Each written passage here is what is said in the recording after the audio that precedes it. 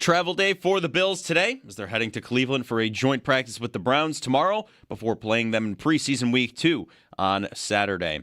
Bills defensive coordinator Jim Leonhard, he spoke with the media yesterday along with quite a few other players. You can find it on demand at WGR550.com in case you missed any of it. Around the NFL, Alvin Kamara exited Tuesday's scrimmage against the Cowboys with a knee injury. 49ers head coach Kyle Shanahan told reporters that Nick Bosa, who's been dealing with a knee injury, is making progress. Giants, they released wide receiver Juju Smith-Schuster. NFL Network's Ian Rappaport reports that cornerback Terrion Arnold will be placed on the commissioner's exempt list when he signs. And Jets head coach Aaron Glenn told reporters running back Breece Hall, dealing with a groin injury, he'll be out 2 to 3 weeks. In baseball, the Blue Jays, they beat the Rays 10-5. The Yankees beat the Orioles 3-1. The Red Sox, they beat the Diamondbacks 9-4. And the Mets, they fell to the Padres 5-2. Tune in for your chance to win 4 tickets for you and your friends to the Country Rising Festival at Outer Harbor Terminal B on Friday, August 28th, featuring Big X, The Plug, Red Farron, and more. That's your Paddock Chevrolet Sports Update. Paddock Chevrolet with you for the extra mile since 1935. I'm Joe Cali for Western New York's Voice of the Fan, WGR.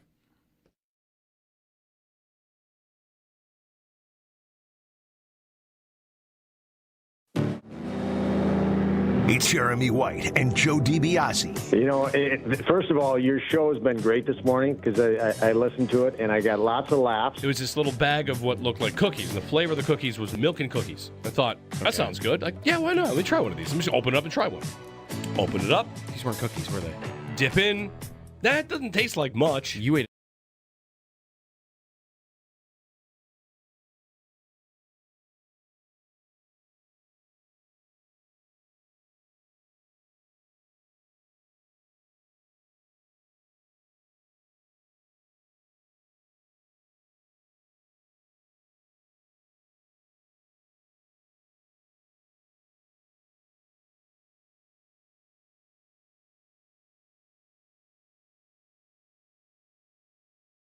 That sky was especially dark today. I have nothing to back this up, but the sky was twice as dark as yesterday. Well, there was lightning happening on my drive-in. Well, that off in the distance, so that would make it much darker. Whoa. Well, no, technically Really? the lightning would make it brighter. It would illuminate it for a half second, yes. For a moment, yeah. Right. Yes. For a moment. You're saying the clouds, though, that it comes from would Yes. make it darker. Yes. That I can get with. You would have no light creeping through or anything. Seems like a very simple and reasonable explanation to why it felt darker. That works. I think we solved our problem, guys. All right, It has there been, it is. I think every morning I've been telling Owen when I get in. I didn't see as much sun today. We're getting there. It's not good. Yeah. That's not supposed to be happening yet. August. I know it is happening slowly, but like Right. It's more noticeable this year than years past, I feel like. Maybe it's because I'm up this early. It's because we're up this early.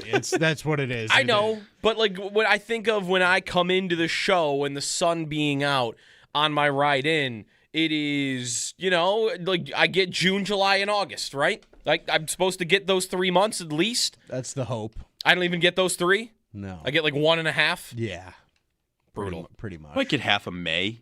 Like the back half of May might start doing it a little bit. I don't even know that the clock's changed by that point. Yeah, They have been, I think. Yeah, right? yeah.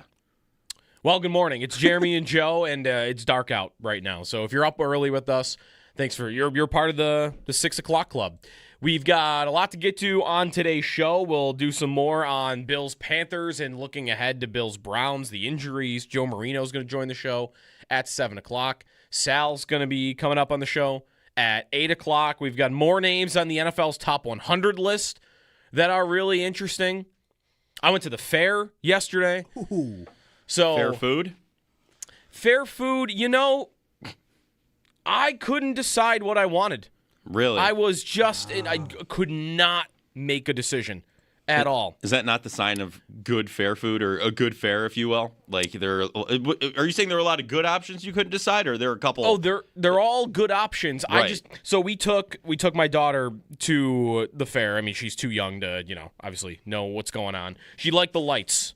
We were walking around the event center and like the jewelry that's lit up or whatever. She loves staring at that. But she's not going on rides or anything. So like, well, whatever. We'll go to the fair. It's something to do during the day. And it was a nice day out. So like, this is afternoon. This is lunchtime. It's like, well, we'll get lunch there. And I was never a big fair food kid. Like, it was more the rides and the games. Like, I wasn't there for the food. So I don't even know what I would say my go-to fair food is. My wife's like, well, we used to always get the pizza when we were there. I'm like, I'm not getting pizza at the fair. I can get pizza any day of the... I'm like, I want to get something I can only get at the fair, or that I only would get at the fair. Yeah, but then you also don't want to eat, like, you don't want to eat something that you're going to feel like you're going to die. Right. Like that Kool-Aid funnel cake thing. Yeah. It was that's just 11 gonna blow up o'clock. your stomach. Deep fried Oreos at 11 o'clock just didn't feel like the move. That's the go-to for me. I'm not Deep-fried going to lie. butter. Like, I'm not trying to lay down on the asphalt at 2 p.m. here. Take a nap. So that's what fair food is. So you're in kind of a tough spot. Yeah. Deep fried Oreo is your go-to? Like, I feel like every time I've gone to the fair, I go later in the afternoon, though, almost to the evening, and that's like a little nightcap on the way out. You grab the fried Oreos, Right, yeah, you're not starting with it. No, absolutely not. No, Because that you're not going to be seems- able to do much after. That No. seems like it would be a bad And choice. it's split with siblings, so we're only getting like one or two. You know what I'm saying? So The things we're deep frying these days, by the way. Deep fried tacos, I saw. There's saying for that. I saw something for those deep fried tacos. I've seen corn dogs with like pickles inside. Whoa. Just some Okay. crazy stuff. I saw deep fried cookie dough, which I thought, is that not just deep fried cookies? It doesn't probably cook the dough. Yeah, because it's you can probably you can still fry pretty ice raw. cream. The dough is going to remain Gooey. Yeah. dough Yes. on the inside. Yes. There's deep Okay. fried ice cream that works, and it's Yeah. still hard ice cream on the inside. Right, I have seen signs. I've never had that, but I've seen signs Pretty good. for that. Yeah. It's good. Okay. I ended up choosing a pretty classic or like a staple of the fair. I did not go for one of the, there was I saw a red, white, and blue pizza, which was like, it looked like a dessert pizza. Ooh. That had like blueberries and raspberries. I just like, no. I don't need to. Yeah, I don't need in on that. Dessert pizza, all the crazy stuff. I did have, maybe this is almost Howard Simon-esque, I did have a food that I have never had before. Oh boy. At the fair. Ooh. That I would say is a pretty traditional. Okay. What Corn is it gonna dog? be? Corn Corn dog. Oh, That was it? Wow, it's corn dog. I never, I'm walking around the fair, I couldn't decide what to eat because I'm thinking, I'm not doing deep fried, and this seems too messy right now. And I don't kinda want to. I don't perfect. want to do pizza because I could do pizza any day of the week. And I looked at the corn dog stand and thought, I don't think I've ever had a corn dog in my life. Yeah. Would you? And I'm 99% sure I never had. Yeah. I don't know I couldn't tell you the last time I had a corn dog. I'm not a big fan of corn. I like corn dogs, okay? But I don't have them regularly. You're absolutely right. So like the fair kind of is that perfect thing. Yes, I've had it's- breakfast corn dogs more recently than corn dogs. All your logic here is making sense. It feels like an uninspired choice to me for some reason. Feels like the Not to be go-to judged- default fair food. Not to be judgmental of you, Joe, but it feels a little uninspired to me. Well, it was inspiring in that I had never had it before. Right, I guess, and that is where, yeah, okay, Right. Well, because that's kind of, I guess, how I've felt every single time before. right. Yesterday, which you is see it and you're like, corn dog. right. But also, like, what's not to love? Yeah. I'm eating it, and I'm like, this is great. It's just corn. It's just a hot dog wrapped in. It's just a breaded corn dog. The cornbread? breaded hot dog, basically. Yeah. That's it? What do you put on the corn Yeah, what do you dog? dip? Is that just a I honestly had dry situation? this being my first time. I had no idea what to do with that. So I ate the first bite without anything, and then I thought I think I should put like ketchup and mustard on this. Yeah. It was Mustard is the thing that I think I see. it was out. I go ketchup on every corn dog. I see. Do you ketchup on hot dogs? Yeah. Yeah, me too. But I'm like, I thought about the turkey leg, and I'm like, that's a lot Yeah, you're for not, right now. Oh, That, that's like, putting you to sleep. Absolutely, the turkey leg. Yeah. Yeah. bloomin' onion is like the unhealthiest thing you can order anywhere on earth. It's Like, pretty tough. I don't want to do that. Nachos, like corn dog. You're right. Like, I'm not sure I would do it again, but shouldn't I? Like, is that not? You think of fair foods. Yeah, that's high on the list. It might be on like the Mount Rushmore. And Yeah. I think it's got to be because also it's just the vessel in which you consume. It's all it's one hand. You're just biting it. Right. You don't need to go crazy and like sit down. You could walk around with that thing Yeah. easily. I would say that the Mount Rushmore is probably corn dog, funnel cake, lemonade for sure. and Lemonade. fried Oreo. Yeah. Has the fried Oreo cracked that high I up would the say list? so. What is over top of a fried Oreo I in would fair say food? so. Other than those other three. About like the candy apple. No. Do people ever actually? I've never seen people actually order Everybody those. hates that. That's a tooth breaker. It's But yeah. they're at every fair. Yes, and because you want to know why? Because it's sugar in an apple. And then the kids just eat the But- sugar off the apple and then Right. throw the apple out. But That's if all it is. but if no one ever bought it, then it wouldn't be there. So Right. someone's buying these candy apples. Someone's doing it. I suppose. Or caramel I apples. suppose that has to be true, but What I about just like don't ever see it being the choice. churros, Yeah, it's not touching a fried Oreo. to I me. feel like kettle corn? kettle corn has a It's got a that's chance. got a leg to stand on. It's got a chance. I will listen to kettle corn arguments. What's the chat saying right now? You're right. I didn't even think about the lemonade, Owen. You mentioned that. Ca- The Lemonade, big I think cups. lemonade has to be on the list. Like the big cups with the straw with the like ruffles on it. Yes, that You you know? can extend all of that. Yeah. I got kettle corn in chat. Yep. Fried dough. Okay, so that's funnel cake. Fried dough funnel cake to me is the same. It's the same deal. Could you just include all-encompassing fried food? Like, well, See, you but can say that's so fried cheating. food. That's Yeah. Oreos. That's all this stuff then Right, included it's- in one category. There's mean a just whole the stand. Yeah, I'm not trying to throw like chicken wings into this. I'm talking like the deep fried candy bar, area. Like Yeah. things that you Deep would fried not. cheesecake. Have you seen that? Deep fried peanut butter and I jelly. can't say I saw deep fried cheesecake. I was at a food truck in Shirkston last week. After the show, I went up there, and they had deep fried cheesecake, and it Well, was I'm crazy I'm to look at. familiar with that. yeah. I've never had it. It's familiar. insane. Yeah. And I'm not putting something on here I feel like you would get any other day of the year. Again, like pizza's not making this list. There's a lot of, the Greek places that are there. Yeah. Like, could be good. Yeah, Euro. But- like you Yeah, see right. a lot of that. I can get that on Friday if I want. Where does Just ice, by my house. where does ice cream sit on this list?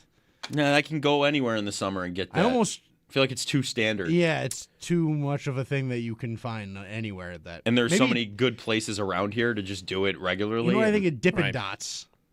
They got a lot of Dippin' Dots at the fair. I feel like. That might be another thing I You've never may had? have never had before. I think I had them one time. I think it's possible I've never had Dippin' Dots. I've only had them at the old Fantasy Island when that was a thing, Sure. and then baseball parks. That's the only place I've Yeah. ever gotten Dippin' Dots. Okay. Yep. In the hat, the helmets. Even if I had, I don't feel like that would be on this list. Would it? As a top, No. like top four, we're It's putting not it cracking in. top. No, It's not. no. It's not one of the faces on the side of the mountain. But corn dog's on it. Corn dog. I think 100%. 100%. Again, I might never have one again. It wasn't bad. Just No, it's like not the- exciting. I think it might be the most. Just that's fine food ever Standard. to me. The Serviceable. most just fine. The Kirk Cousins of Yes. foods, if you will. Yes. Exactly. The corn dog. Absolutely. Is it anyone's favorite food? Call us if it's your favorite food. 803-0550. Yeah. Way. Put a poll up. Is a corn dog anybody's favorite food? Yes or no? Right. Just I simple. think you're probably right. That's a good way to put it. That's like, again, like Kirk Cousins. Maybe there's another quarterback. It's a quarterback that everyone knows is like pretty good, but is nobody's like favorite quarterback. And nobody's ever going to be mad at it. Right. Right? Like nobody's ever upset about the corn dog. I don't think. No, it would feel hard to mess up. Right. It's It's a pretty easy thing to do. You dip it, the hot dog in the batter on the stick, you fry it, and Right. yeah, it's pretty standard. Yeah. Agreed. It makes sense to me. I did not think about putting two and two together, that it would be cornbread that was covering the Yes, dog, by the corn. way, which, again, makes sense. Yeah. But, yeah, it was fine. The way everyone, I think, would probably describe them, as you just said. Like, it was fine. Perfectly fine. You got to venture into the souped up ones coming up here. What do you mean? Like the ones with cheese in them, all this stuff. Like they load them up. Okay, yeah. Okay, so, yes. There were two other types of corn dogs that I did not order that I could have. There was a Flaming Hot Cheetos corn dog. Yes. All right. It looked like there was melted cheese on the inside somewhere. There is. It's like crunchy, flaming hot outside hot dog and then cheese on it. I've only seen this on social media. I've never Joe's tried it Are we personally. sure? Are we sure? I don't know. I've never tried it personally. I'm not a flaming hot guy. So, Well, I'm a flaming hot guy. oh yeah, And then the other one was the Korean corn dog that they had there. Right. I've Ooh. seen those as well. with the potatoes and stuff on the outside think or that's whatever it right. is, Yeah. something like that. Yeah. Yeah. That To me, that I think may venture into too busy territory for me. It might. I'm intrigued, but I just think I might not be able to handle all the business being done. Right. Maybe next time we'll do the turkey leg. 803-0550 is the phone number. If your favorite food is corn dog, I don't believe you exist, so call in. Prove it. If you, yeah, right. We want proof of the theory here. So there is a lot to get to on today's show. We mentioned we're going to talk to Sal. We're going to talk to Joe Marino as well. If you were at the stadium yesterday, by the way, I did have some reports, speaking of food, that there was no specific breakfast food. Like, my buddy said, like, my option, like, I got popcorn, basically, at 8:30 in the morning watching Dante Pettis run around as the Bills' number one wide receiver because all the other receivers were out with injury. And tomorrow, the Bills will be in Cleveland, joint practice with the Browns. I don't know if they'll have any receivers because I doubt Keon Coleman will be out there. He's got a sprained foot here and is in a walking boot. What else is new? Right. DJ Moore might be there. He was doing individual stuff yesterday. We'll see about Khalil Shakir. So we'll see when we get to Bills and Browns tomorrow. Joint practice tomorrow, and then the preseason game on Saturday. I mentioned that the NFL's top 100 list continues slowly but surely. Yesterday was number 18 and 17.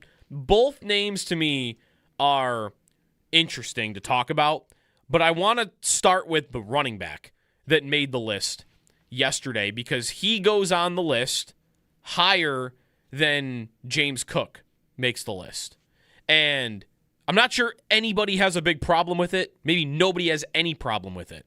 But Jonathan Taylor goes at number 17. He is now on the list ahead of James Cook. Maybe that was expected. Is that I kind of want to look at Cook for a moment in the context of the other top running backs in the league and really just dive in on, like, why is he in the same category? Like, I'm not saying he isn't. I believe he is. And the numbers bear that out, not even just, like, the totals. Like, he led the league in rushing last year. He led the league in rushing touchdowns the year before. But go look at any of the yards over expected numbers in the last 2-3 years, and James Cook is top of the league. Like, over 300 yards above expected. Like, he is in numbers like that are trying to isolate the running back from what's his offense, what's his offensive line, how many open holes is he running through. The number that's trying to isolate all of that to just what's the running back doing, he still marks excellent in. Like, one of the best guys in the league. And with Jonathan Taylor, and this could be true of Barkley, this would be true of Bijan, like, I just watch Jonathan Taylor run the football, and I know immediately why he's great. Yeah. It's just there is an explosiveness with him at a pretty big, thick size at running back. I mean, he's 230 pounds playing the position, running like a freight train. I know why Jonathan Taylor is excellent. I know why Barkley is excellent. I watch him jump over people and sometimes jump over people backwards. I know why Bijan, watching him dip and dive and make cuts like nobody in the league can make. And James Cook can do all of that, but not at the degree that they do, right? Like, he's fast, he's explosive, but he's not violent in the same way with that those guys are. He's not as big as those guys are, and yet everything I look at, every number, every level of production tells me he's just as good as they are. Yeah, I think he is. The word I have in my head for the way he plays is it feels almost elegant to me. The way he's very smooth, and he just sort of floats out to the edge, and he's just running by you. And it's not, like you said, violent or necessarily look as maybe impressive as some of these, Bijan type, even Gibbs. I think Gibbs might be the guy that is most comparable in some ways of like how it's just all of a sudden he's around the edge and he's gone. Or he sees the hole and it's one quick little step and it's just a jump and he's up and he's gone. And I think it's a quieter sort of technical just prowess that he really owns, and that he looks so confident in, that it looks easy for him. And I think sometimes it can look so easy to us that we don't appreciate how incredible what he's doing is. That's 100% true. Because even when he's hit, he's just this shock absorption machine. And he'll just bounce like a pinball machine, right? And then he's gone. Yeah. So it's very much, I think, makes it look easy, and we kind of gloss over it. In the top 100 video where they're talking about Cook, I forget who it was. I think it was one of the New England defenders. It might have been Christian Gonzalez. I don't remember. But it was a guy on another team who said it almost looks like he's not even trying out there. And I thought of, and they were showing a highlight of him, and he is, I would agree, he doesn't look like he's even trying to run the hardest that he can, and he's running by the defensive back in the clip that he is racing. And all the, you go back to his combine, all those numbers point to, like, all right, 89th percentile, 90th percentile. Like, no, it's not 99th, but he's fast. Mm-hmm. He's explosive enough, and I do think he's gotten faster over the years. I think that has been proven, too, with, like, the speed that he runs at, all the next-gen stat stuff. For sure. Thurman Thomas says he's going to be faster on grass. Right, I saw that. But, okay, so does he have this... the guy I thought about was Thomas Vanek. I do you think of the same thing? To God, it just popped into my head, and I was like, I'm going to say Thomas Vanek's name. Thomas Vanek could skate and would sometimes blow by people, and it looked like he was hardly moving. Eichel was like that, too. The skating stride just looked so effortless. Mm-hmm. And it was like, how's he by you? Right, what is it? Like, why? Maybe skating style, I could understand, like, why someone could make it look like that. Sure. How does James Cook... Maybe I don't think I'm alone in this. Maybe not every Bills fan feels like he doesn't look as fast as all those other guys. But to me, when I watch him, he does not look as fast as all those other guys, and he is. Well, he's at least close. Right.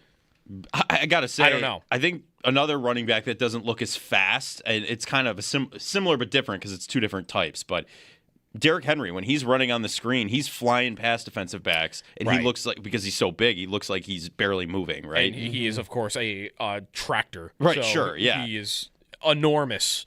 And, like, you're right, Derrick Henry, it is not hard for me to figure out why Derrick Henry is incredible. Yeah. Right. Go show me the picture in college of him standing next to Mark Ingram. Mm-hmm. Like, I think he's going to go down as one of the best running backs of all time. He already is going to go down as that. Sure. It's obvious why. Cook, the other name that I want to bring up here that he has always reminded me of, at least he's reminded me of him in the last couple of years as he's broken out here.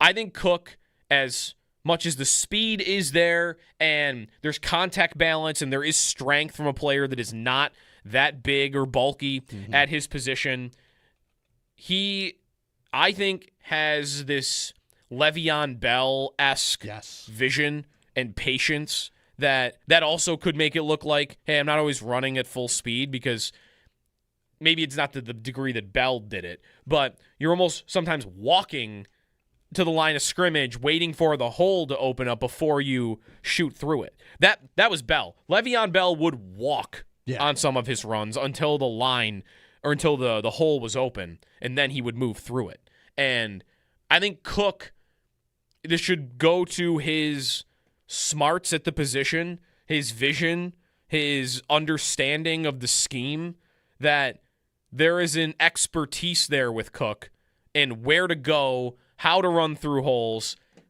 that I think that's what makes him one of the best running backs in football, more than, like, with Gibbs, with Barkley, with Henry. There are these freak athletic traits that those guys possess.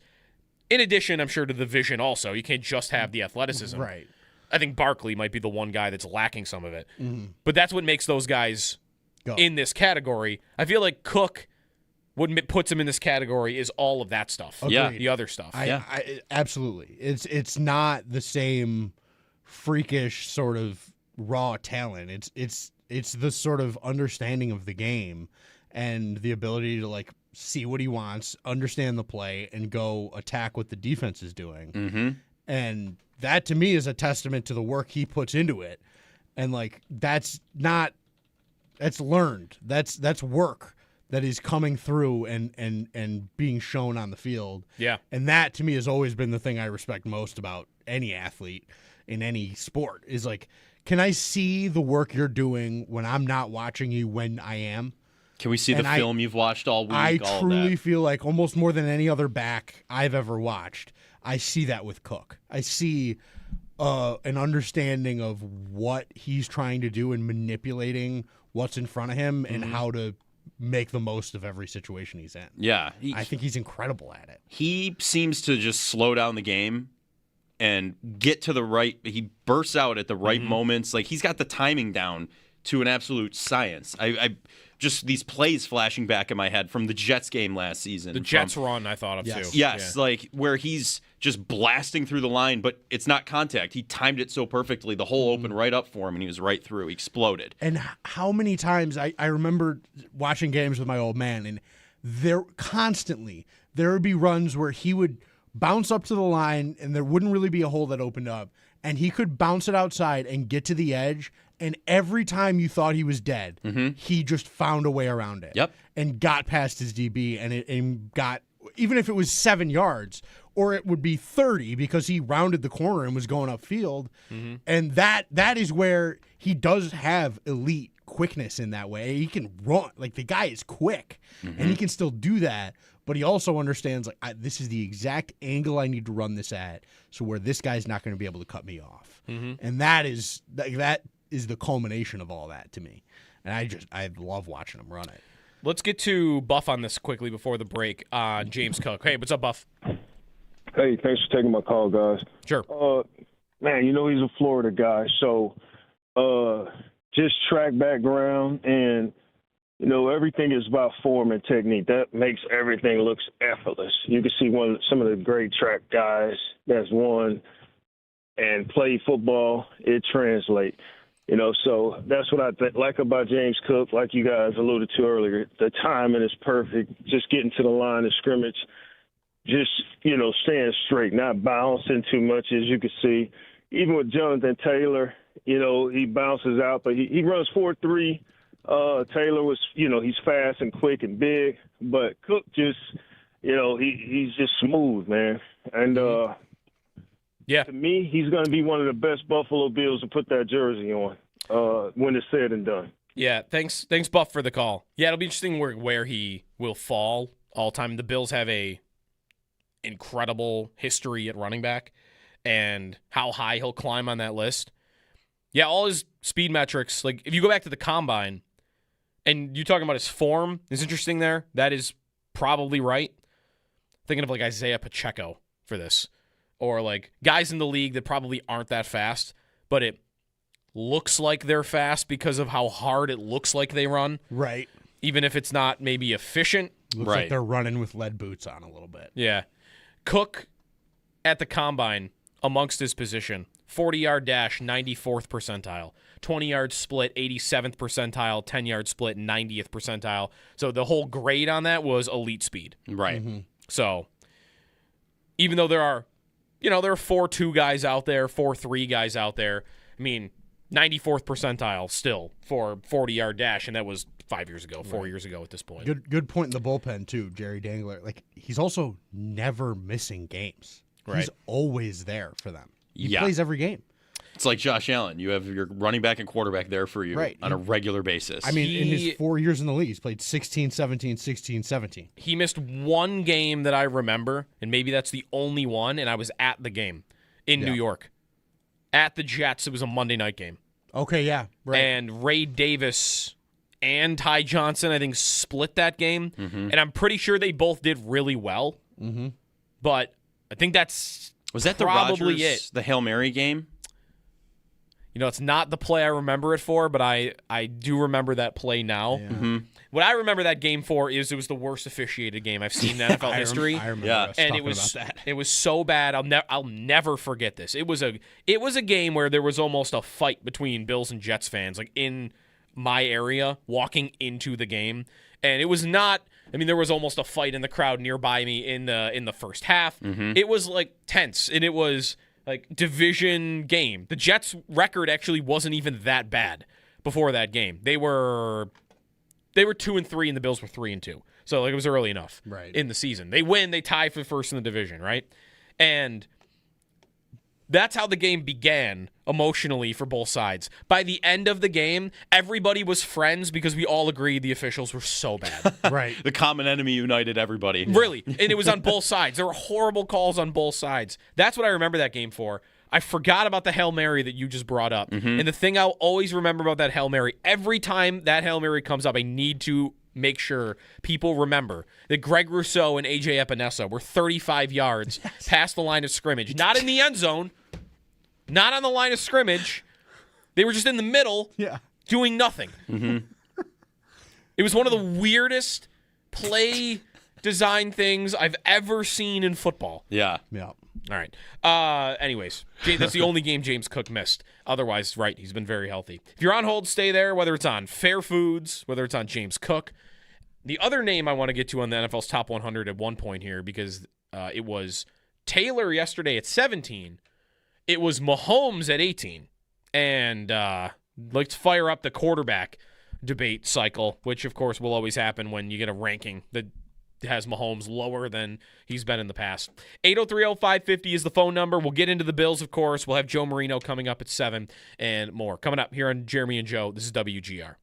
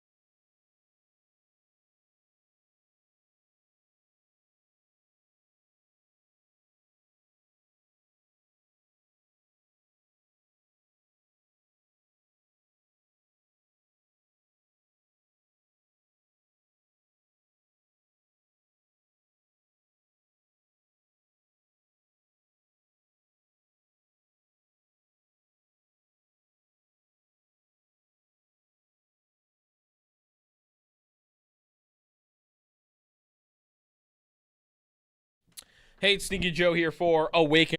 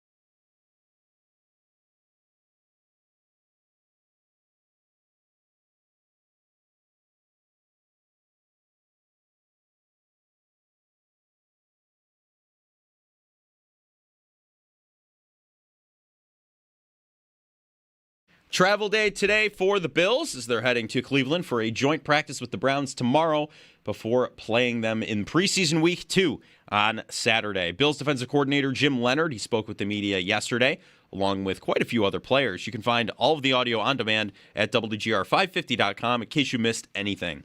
Around the NFL, Alvin Kamara exited yesterday's scrimmage against the Cowboys with a knee injury. 49ers head coach Kyle Shanahan told reporters that Nick Bosa, dealing with the knee injury, is making progress. And the Giants, they released wide receiver Juju Smith-Schuster. In baseball, the Blue Jays, they beat the Rays 10-5. The Yankees beat the Orioles 3-1. The Red Sox beat the Diamondbacks 9-4.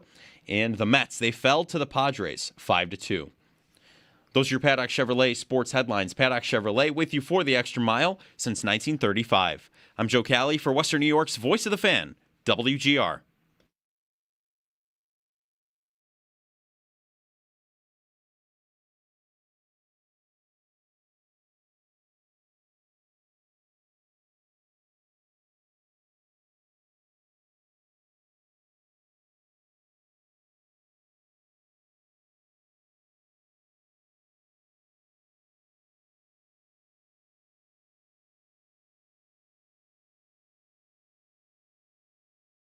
Well, we both talked about that if we see out of our ones, our group, our older players, what we want to see on Thursday, they would not play in the game. We agreed upon that. Okay, the plan is that we'll play our ones a significant amount against each other, controlled environment. Not that the other guys aren't going to get reps, and see where we're at.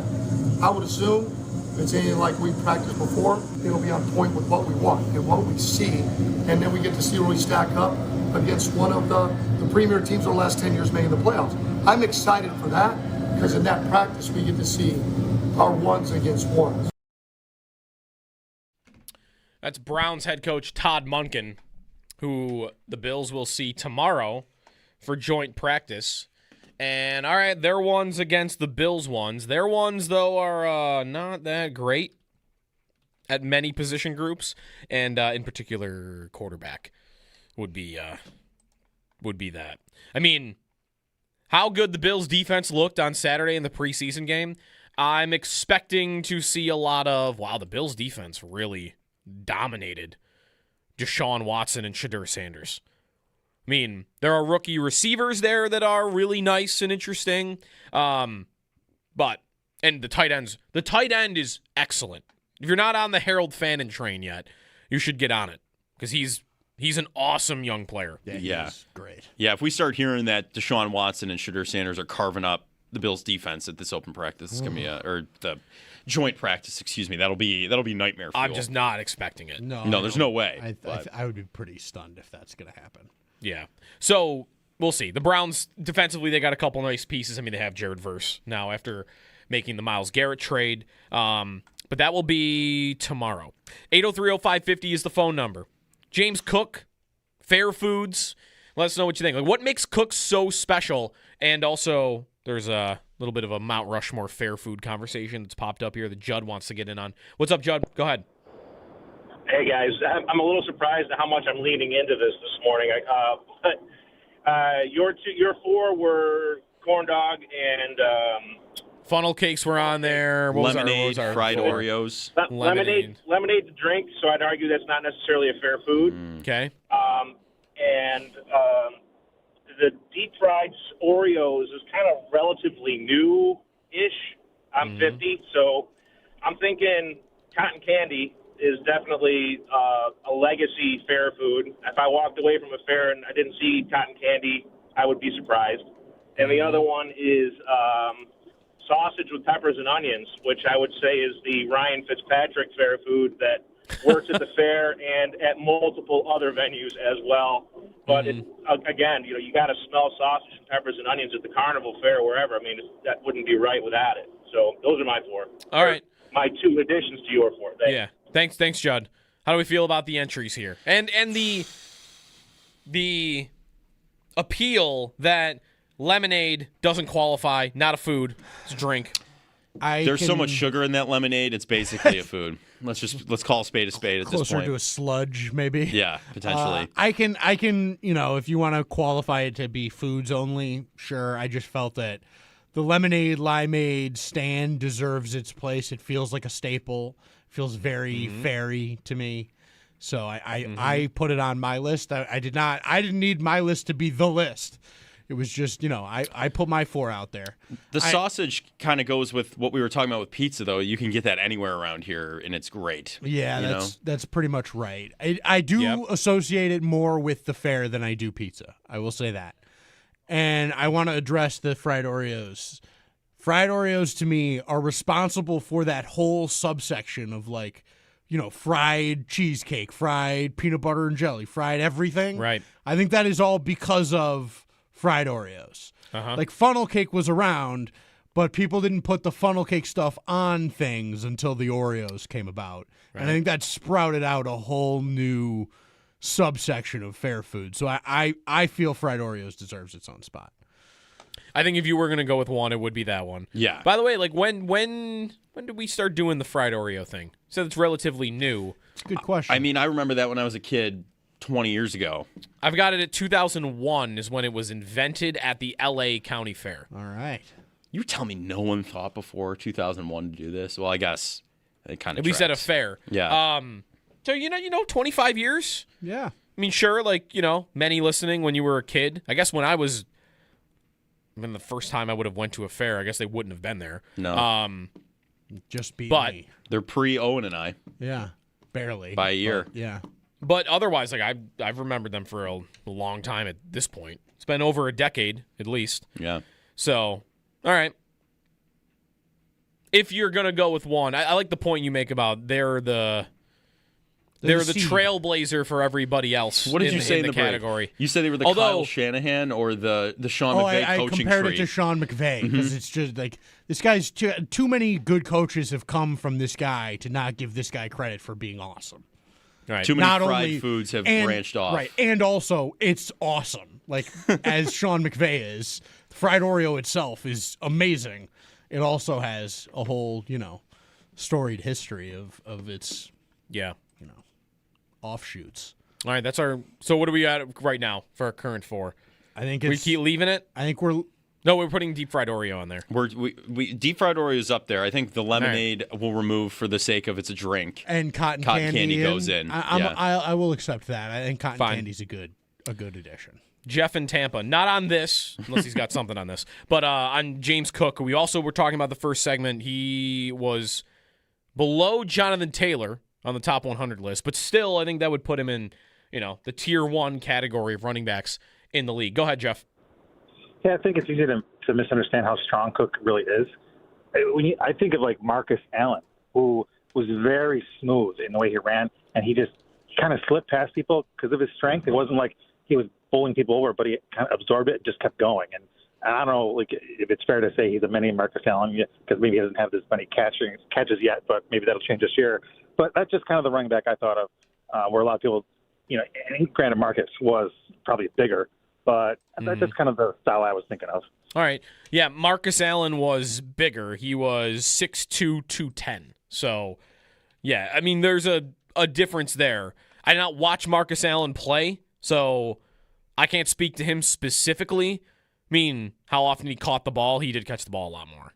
Marcus Allen did. That's what's more amazing about Cook is the journey of his career. He was drafted, called a sub back, talked like he was going to be a pass-catching running back. He has never been a very good pass-catching running back for this team. He cannot block, really. And yet, he's become one of the best running backs in football because of the running.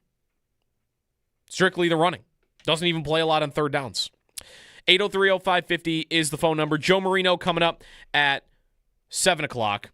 And your phone calls as well. If you were at practice yesterday, let us know what you think. I heard a caller to the afternoon show yesterday. Said he went around, looked at the obstructed views, and we don't just have glares to deal with, he said. We have smudges to deal with on the glass as well. To your phone calls and Joe Marino coming up here on WGR.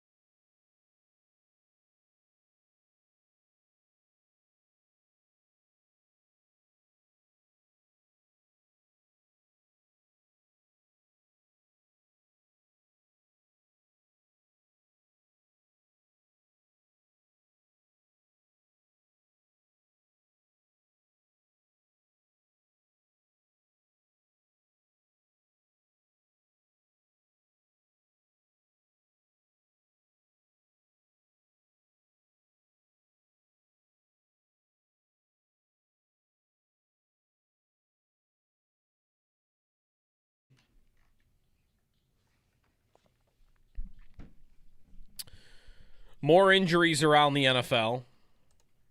The Saints, they're having a tough week. So Jordan Tyson, earlier in the week, they found out months for him with a hamstring injury. Then yesterday, it was Chris Olave leaving practice. He did return, so that's good.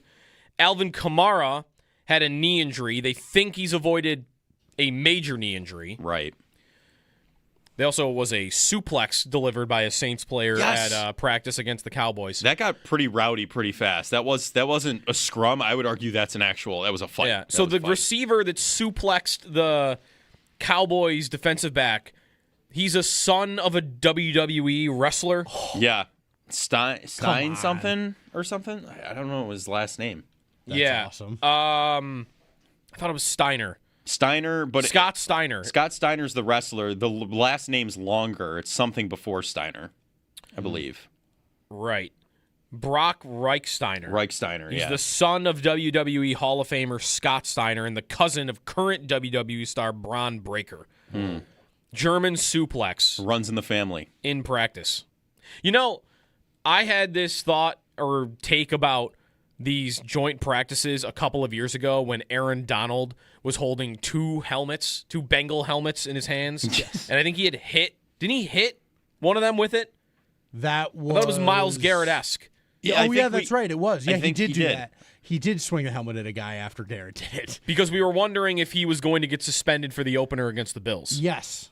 And I remember having this take then, and I still hold to it, that these guys throwing punches, maybe suplexes, like this, fine, whatever. If you're going to, there was one Saints player threw a helmet. Whoa. If you're going to use a helmet as a weapon, that should be suspendable. 100%. And at the time, I remember they said, well, it was at a joint practice, so we leave that discretion of the team. So you're telling me, the league, if somebody does something like that on the field during a game, that person will be suspended. Right. If that person does that away from the facility, that will be an off-the-field suspension. Maybe. So basically, we know the NFL. Yeah. But they Terrion Arnold's on the exempt list right now. Yeah, so. but he'll be suspended at some point. Yeah. It's just.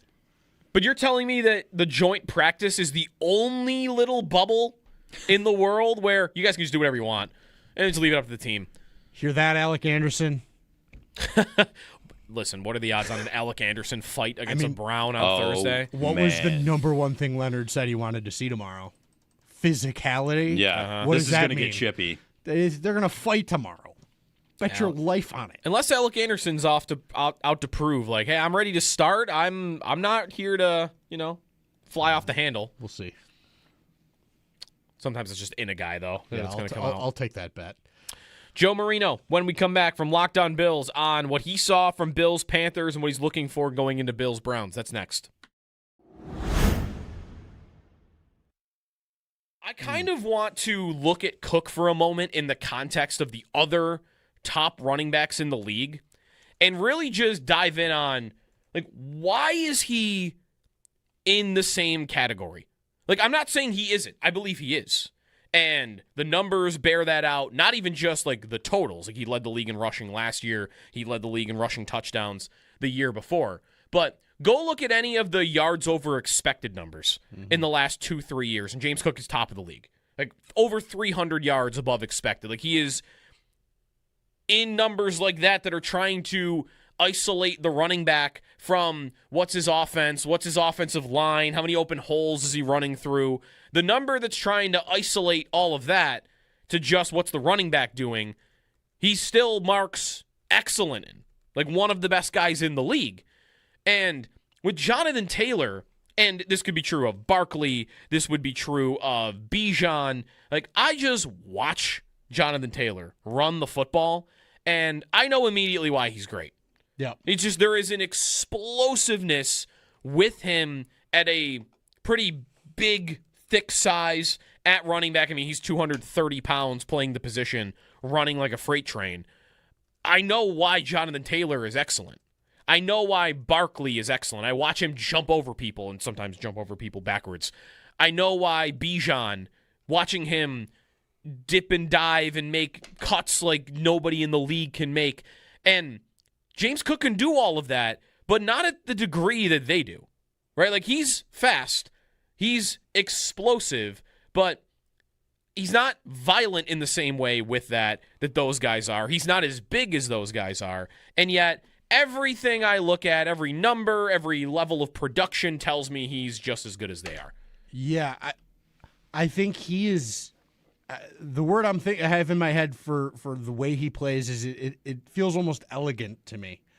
The way he's very smooth, and he just sort of floats out to the edge, and he's just running by you. Mm-hmm. And it's not, like you said, violent or necessarily look as maybe impressive as some of these, Bijan type, even Gibbs. I think Gibbs might be the guy that is most comparable in some ways of like how it's just all of a sudden he's around the edge and he's gone. Mm-hmm. Or he sees the hole and it's one quick little step and it's just a jump and he's up and he's gone. Mm-hmm. And I think it's a quieter sort of technical just prowess that he really owns and that he looks so confident in that it looks easy for him. And I think sometimes it can look so easy to us that we don't appreciate how incredible what he's doing is.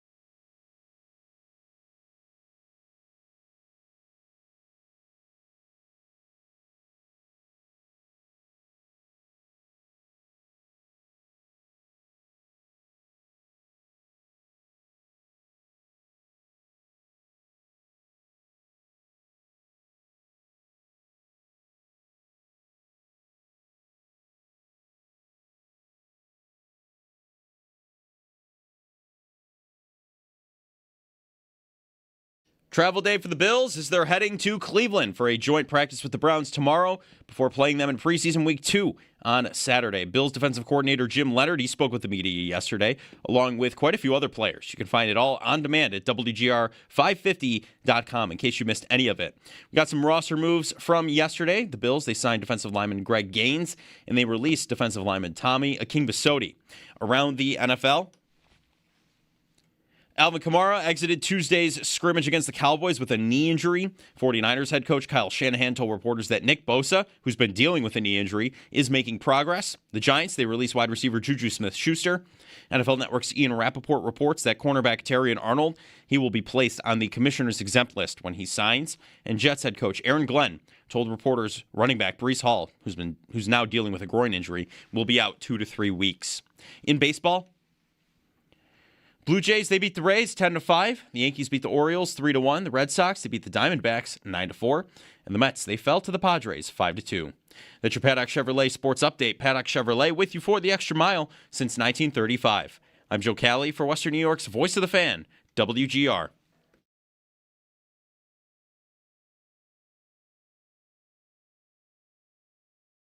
The connection with DJ Moore is apparent. There's an out route. Yep. So like the timing of that is very good for a new group. There's a corner route where they go play action. Josh peeks to the bottom, gets the corner to jump up. And then there's DJ Moore there as well. So like you can see that they're seeing it the same way. If that group steps forward and DJ continues to be a guy that we've seen over the course of his career, this offense will once again be one of the best. Dan Orlovsky on the Bills and DJ Moore, who was an individual participant, individual drills yesterday at the open practice. No team drills, so Allen was throwing bombs to Dante Pettis and Steven Gosnell. We'll see what we get tomorrow. Joint practice against the Cleveland Browns before Saturday's preseason game. Keon Coleman in a walking boot, and also Khalil Shakir was not present either. Don't know about him for injury-wise, but we'll see again over the next couple of days. Good morning, it's Jeremy and Joe. Stormy here. Did I already blow through? Might have already blown through. I think it's already blown through. We had some All right. pretty rough rain for about 20 minutes there, but we're good now, it looks like. All right, so hopefully it's drier on your commute to work.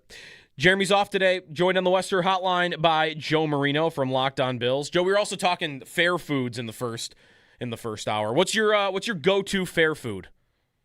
Oh man, I think a corn dog. Corn dog. I go ahead. They're so simple to eat. Like, and you get like the homemade. I don't know, homemade's maybe not the right word, but like the batter, whatever the shell is of that corn dog. Yeah. They're like, you get them out of the food truck. They're usually a little better, and you just grab a packet of mustard and go to town. That's probably my go-to. That was the intro to the conversation. Is I had a corn dog for the first time in my life yesterday, and there's really no reason why I hadn't had one other than it just never excited me, I guess. And yesterday, it's like Really? I should probably have one of these at some point, and it was just good. Fine, like why wouldn't I like this? It was great. Well, and look, I don't like having messy food like funnel cakes or, like lots of condiments required. And like I'm walking around, I can't deal with it. So there's an ease of I have to touch a stick and I can touch my mustard packet and my hands and face aren't going to get too nasty. There are so many foods now at the fair that just you would be wearing by the end of it. Right. I can't do it. I can't do that. Yeah. Same. So, Joe, going back, listen to your All-22 review of Bills and Panthers, and we'll look ahead to Bills-Browns a little bit, too, like what we want to see. But, I don't know, it felt like the game on Saturday, especially with the starters, but I guess after that, too, was almost a flip of a lot of games last season, where it felt like really strong performances from the receivers and maybe some questionable ones from the offensive linemen, which last year I feel like a lot of times we were doing the opposite. Well, I think that's true. The offensive line, I really think the issues were at the offensive tackle position where I really don't have any critiques for Deion Dawkins. I thought his run blocking was outstanding, and he did give up 2 pressures, but I think they're both really explainable. The first one just was communicating with James Cook at the snap, and so he was laid off the ball and got beat around his near hip, which, look, that's preseason. You got to get that timing stuff down. It wasn't like he was physically unable of doing the block. He just wasn't within the timing of the snap, the cadence of the down. And then the other, he was expecting inside help, so he oversets to take away the wide rush, and he's expecting Austin Corbett to protect the inside, and Corbett got hung up on the nose tackle and needed to get over there. So I didn't really take any exception with Deion Dawkins, but Spencer Brown certainly had his struggles. He struggled with Jalen Phillips a lot whenever they had their battles when Jalen was with the Dolphins. And, I thought his performance was legitimately poor where, I don't know if it was preseason, not super interested in getting after it on a Saturday afternoon in a meaningless game. But, I don't think he put his best football out there. And obviously that got Josh Allen hit a couple times. And he had a rookie in Jude Bowery making his debut that clearly he's got some technical work to do with his handwork, with his foot usage, and doesn't look like he's quite ready to go as the swing tackle. And so hopefully we can see Tylen Grable this week and feel better about the depth behind Brown and Dawkins. But really, it's it's a game 1 for a 4th-round rookie and Spencer Brown, who didn't put his best ball out there on Saturday, and hopefully that's just we're maybe just going through the motions, but, obviously needs to be better and has been better. Bowery, you mentioned, he also had that play where, I don't know if this is his fault, where he collided with, I think it was Ray Davis down the field. No, it was Hardman. McCole Hardman, thank you. Hardman, yeah. Right. Ray Davis wearing number 7 now is going to trip me up on that. That Bowery, like, when he came into the league, what were your thoughts about him as a pick? Like, did you think he was going to be a little bit more of a project anyway, where he was drafted? 100%. He didn't even have a ton of starts at Boston College, but I actually watched his film with Jerry Ostrowski, and you can just tell that he's got a lot of really likable traits, the physical traits. So he's really good size, really good length, really good athlete, really powerful guy. It's just a matter of technique where whenever he pass sets, he's not very consistent with his angles. His toes can get a little clicky. His base isn't consistent. And so he's just not framing those blocks on the edge. And so the challenge is that, when you're rushing the passer, you're trying to work half a man, get to the edge of the block and play through that edge. Well, Jude Bowery, because he doesn't have his footwork down, he offers soft edges to the pass rushers, and it's kind of easy for them to play through.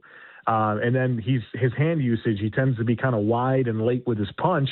And so he's not keeping pass rushers out of his frame with consistency. So the good news, it's all teachable stuff. It's just reps and, continuing to improve on your hand usage and your footwork because he's got the unteachable stuff figured out. But yes, I thought of him as a project.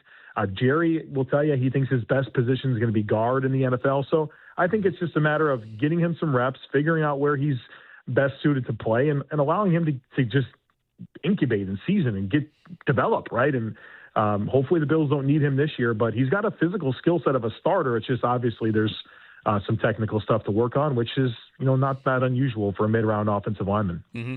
Also from Saturday, Joe, Josh Allen connected with Coleman, with DJ Moore, obviously at the start here, and then Khalil Shakir.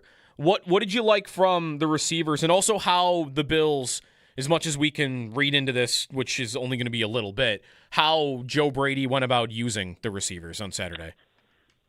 Yeah, what really stood out to me was just how much of it was down the field. That was a really, really pleasant thing to see. I mean, Josh Allen throws the ball eight attempts, and his average depth of target is 13.9 yards, which is, look, it ain't going to be that for the season, right? That would be really, really high. But, certainly an emphasis on getting the ball down the field. And you felt that during training camp practices and shows up in the two drives that he was on the field. And so I'm excited for that. And I think DJ Moore's arrival really allows the Bills to push the ball more down the field because of what he can do, obviously, with ball skills and his athleticism, but just kind of the attention that's going to be able to create, and then allowing some of your other players to work more vertical, and an emphasis from Khalil Shakir. I love listening to Khalil talk on Eric Wood's podcast about how he's naturally a very choppy athlete, and he's really focused this offseason about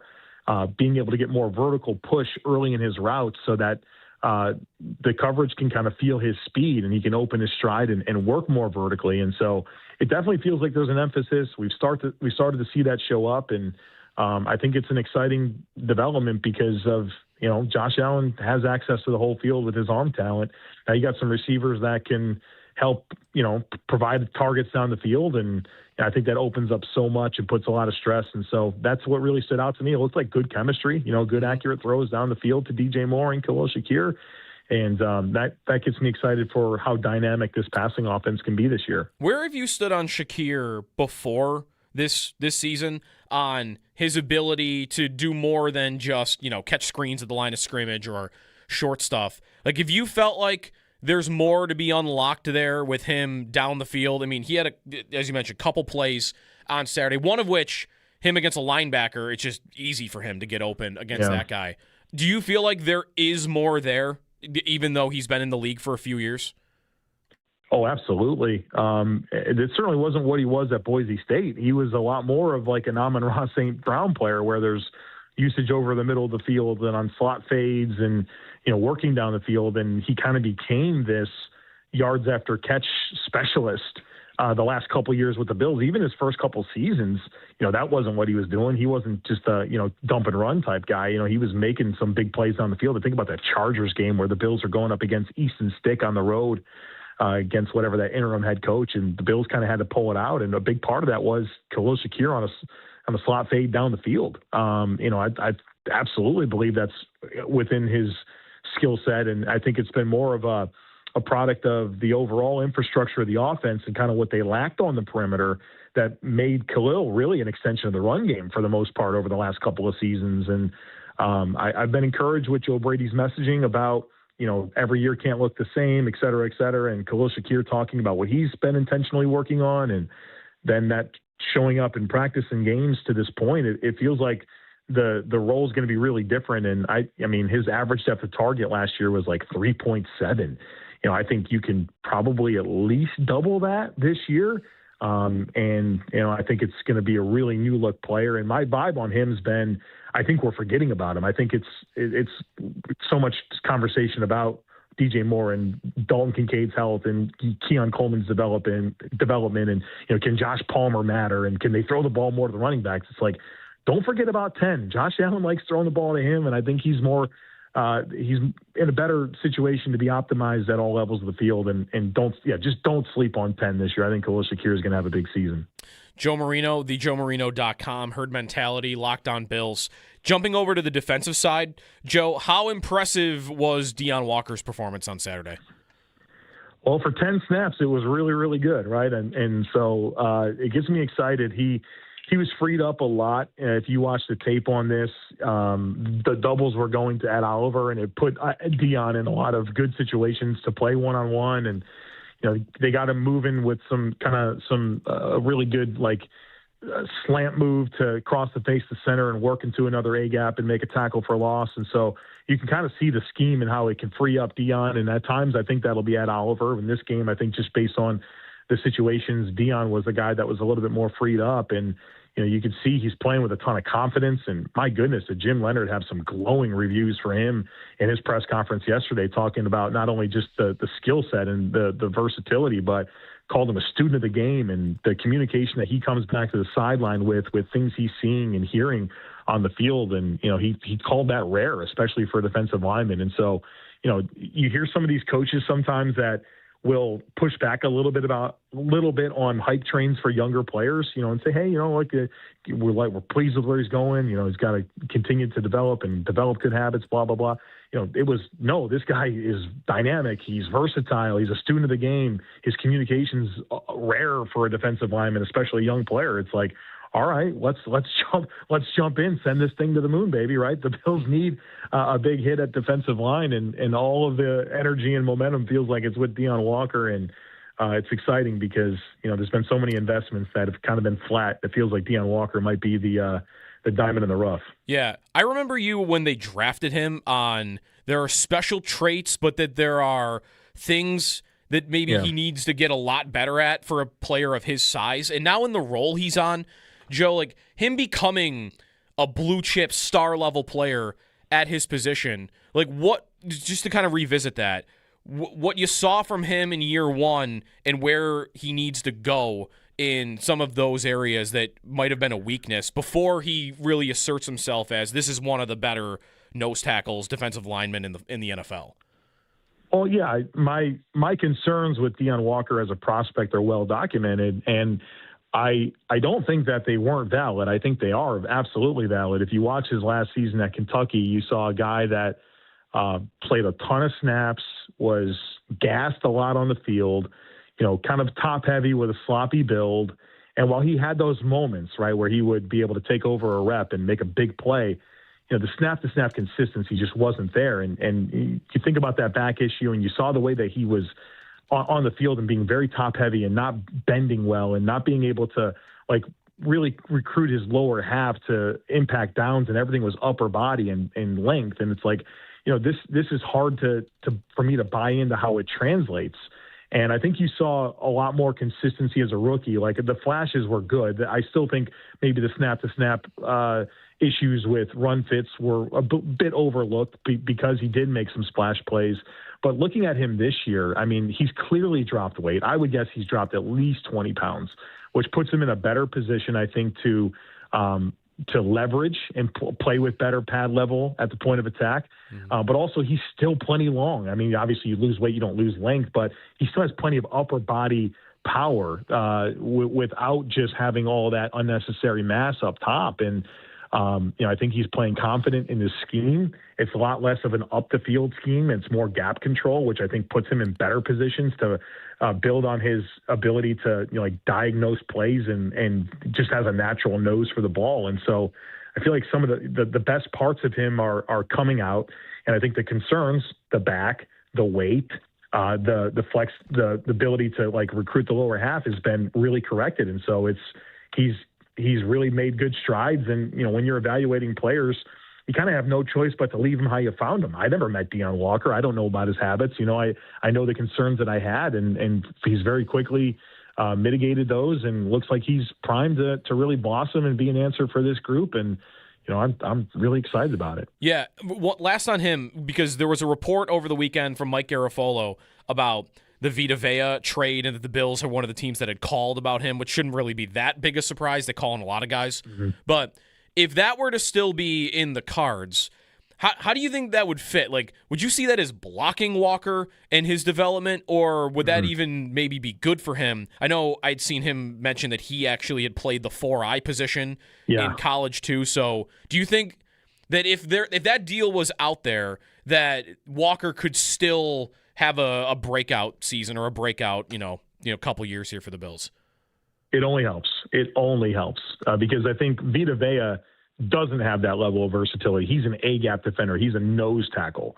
Where Deion Walker can play the nose, but where you really weaponize him is through the versatility. And because, he is so laterally quick and has so much length, him playing from wider alignments with more vision is not a bad thing. And in fact, I think that's really where he's at his best. So I think he's a versatile player that can play the nose, where Vita's truly a nose. And so, you want to get me real excited, add Vita Vea to this mix with Deion Walker, with Ed Oliver, and every concern I have had about this interior defensive line would be answered. And I think it only makes the entire group better, which obviously makes the defense better. So, no, I don't think the development of Deion Walker should nudge you away from it. I think it pushes you further in, because I think it allows you to further optimize what he brings to the defense. And obviously, I mean, you can't, I'm not a math guy, but you're not going to be able to get doubles going on Ed Oliver, Vita Vea, and Deion Walker. So one-on-ones for days and mismatches for days. So, yeah, please do it. I'm all for it. Joe Marino with us. We'll see on Vea. Vea continues to sound like he thinks he will get traded, but there hasn't been a ton of movement on that yet, reportedly.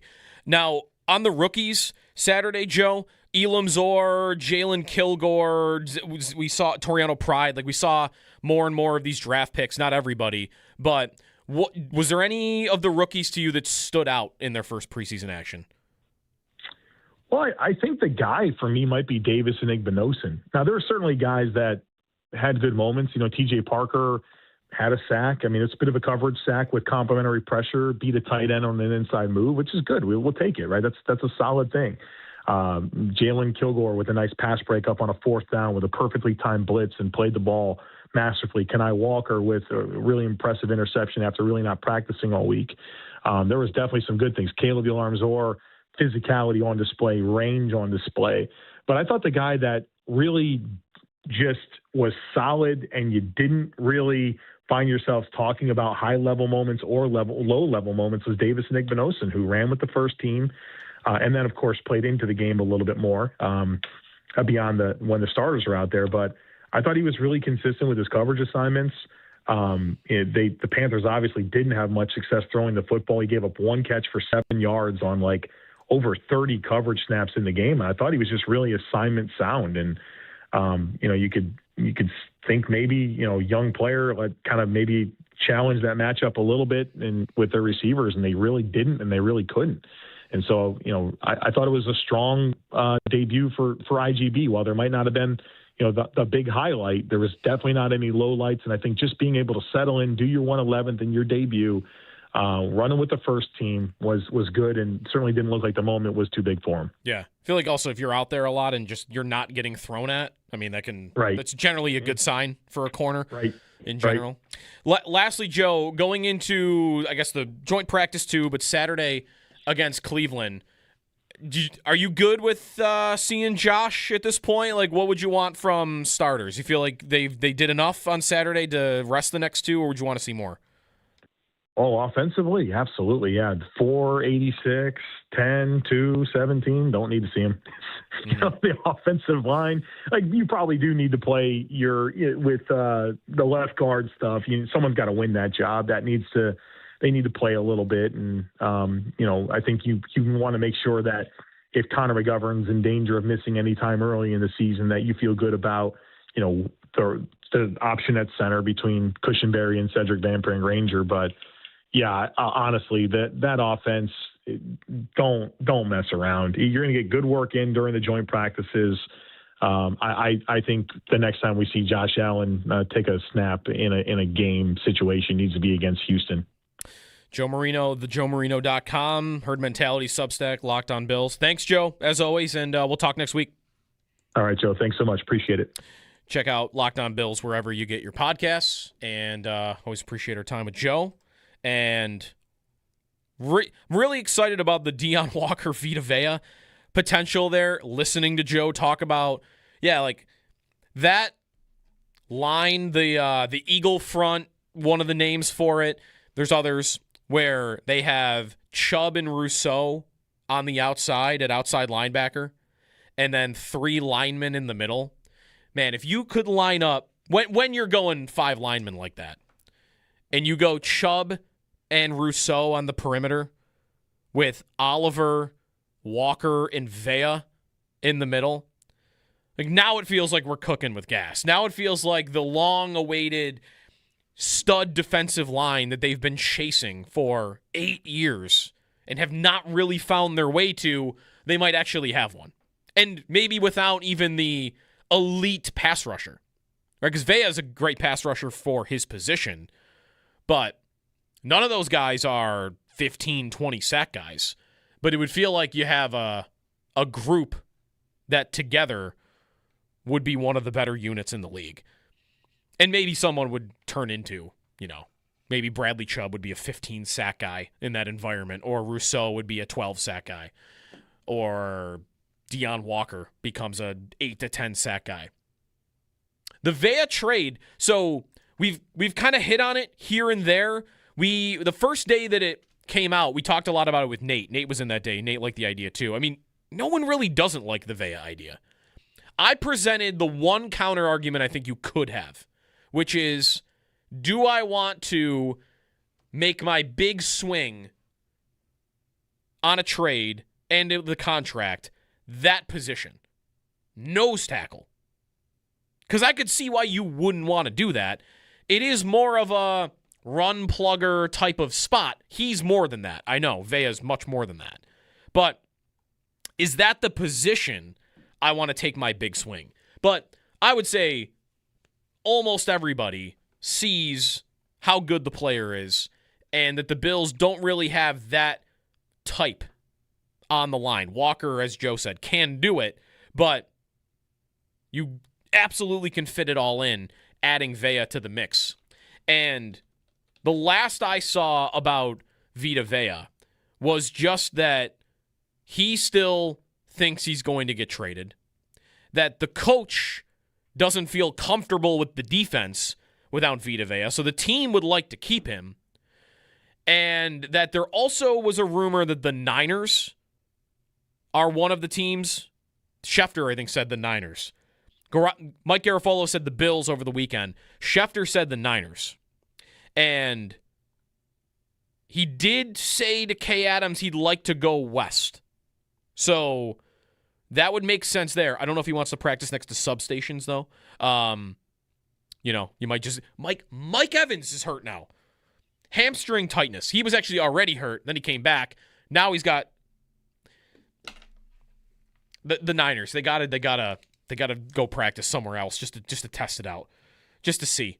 Then we're gonna take a little field trip. Remember Ted Lasso when he took all the players to like the sewers? Take them underneath. Yes. Honestly, do that. Go underground. Yes. For a week, just to see if you make it out unscathed. Honestly, it might. The ground is actually going to protect you from the electromagnetic frequencies more than likely, so you might be good. That good. Might be right. Are we just taking that from like all apocalypse movies that they eventually go underground? Maybe. Bunker. That probably would make sense. That it would keep you protected. I mean, you can't make a phone call, like frequency, like you can't hear a radio. Right, different frequencies can't get through. Yeah. I don't know what electromagnetic frequency. I'm clearly not an expert speaking on this at all right now, but I think you sound like you could be close. Vea, nothing yet. Yeah, that's a weird one. He could get traded. I think the Bills are in it. The Bears were the other team. That's what I was looking for. The Bears are the other team mentioned that could be in on him. I feel like he's going to want too much money. The Bills probably wouldn't be able to do anything with that, right?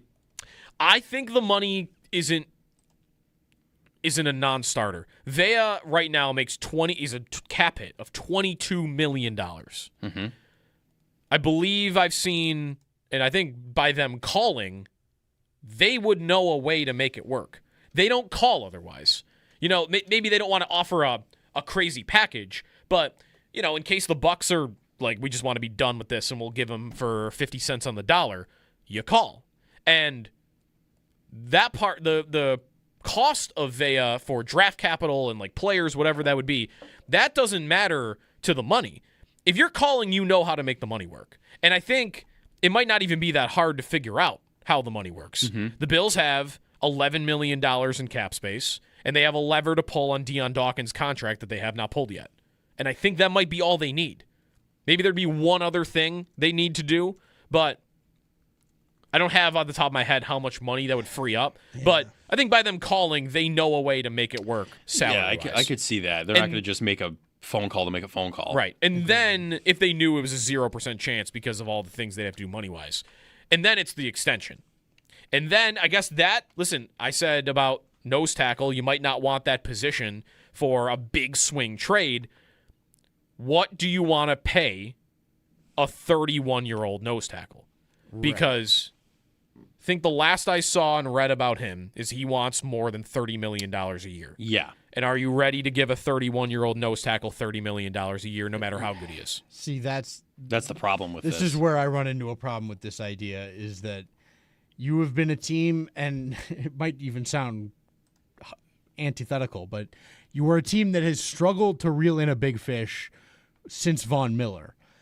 And I know you've got to look at one here, and he is a big fish, but it's not a position that is of as much value as almost any of the other big fish you've chased after.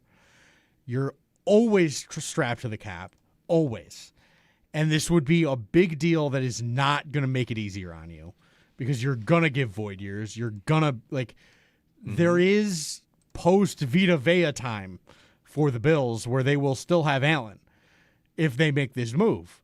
And I'm not ready to sacrifice that much of that for Vita Vea. Mm-hmm. If it's Myles Garrett or if it's Trey Hendrickson even or Max Crosby or somebody that plays a you want it to be the edge. I need it to be the edge if I'm doing that on the line.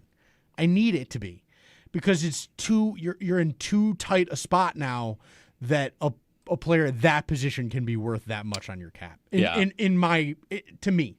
And maybe you find a way to move somebody else somewhere else and lighten the load, but it doesn't feel like the position in the same way that the Bills had to make concessions building the stadium, and I think maybe they made a silly one in sightlines. I think this would be a silly place to make a concession for a player that plays that position at his age. Mm-hmm. When you have Deion Walker. Right, when you've also got Deion Walker sitting there, who could be awesome at that position. Could be the next of Vita Vea in his prime, right? Yeah. Like that's the thing. So I don't know, or better.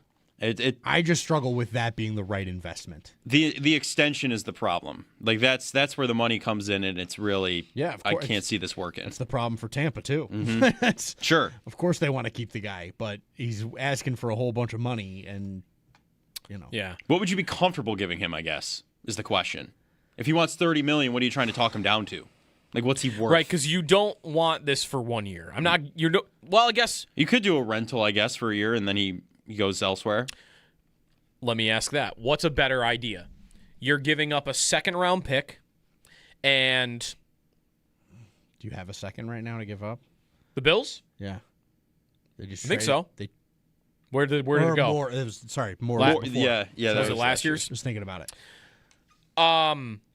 Would you rather give up a second-round pick and who's a throw-in young player here? Keon Coleman. I was trying to find someone that wasn't him, but I guess you could pick him. Would they not Landon want Jackson. receiver help? Landon Jackson. Okay. A second-round pick in Landon Jackson for Vita Vea, who you will then sign to a long-term extension, which would be baked into the price. Like, you're not just getting a rental. Right. Or would you rather have the rental Vita Vea because the Bucks don't want to pay him, and he doesn't want to be there, and you don't want to pay him, and nobody really wants to pay him right now, $30 million a year. So you get him at a fourth, but he's only going to play 1 year for you. I mean, I asked myself, WWLAD. What would LA do? And you know what they would do?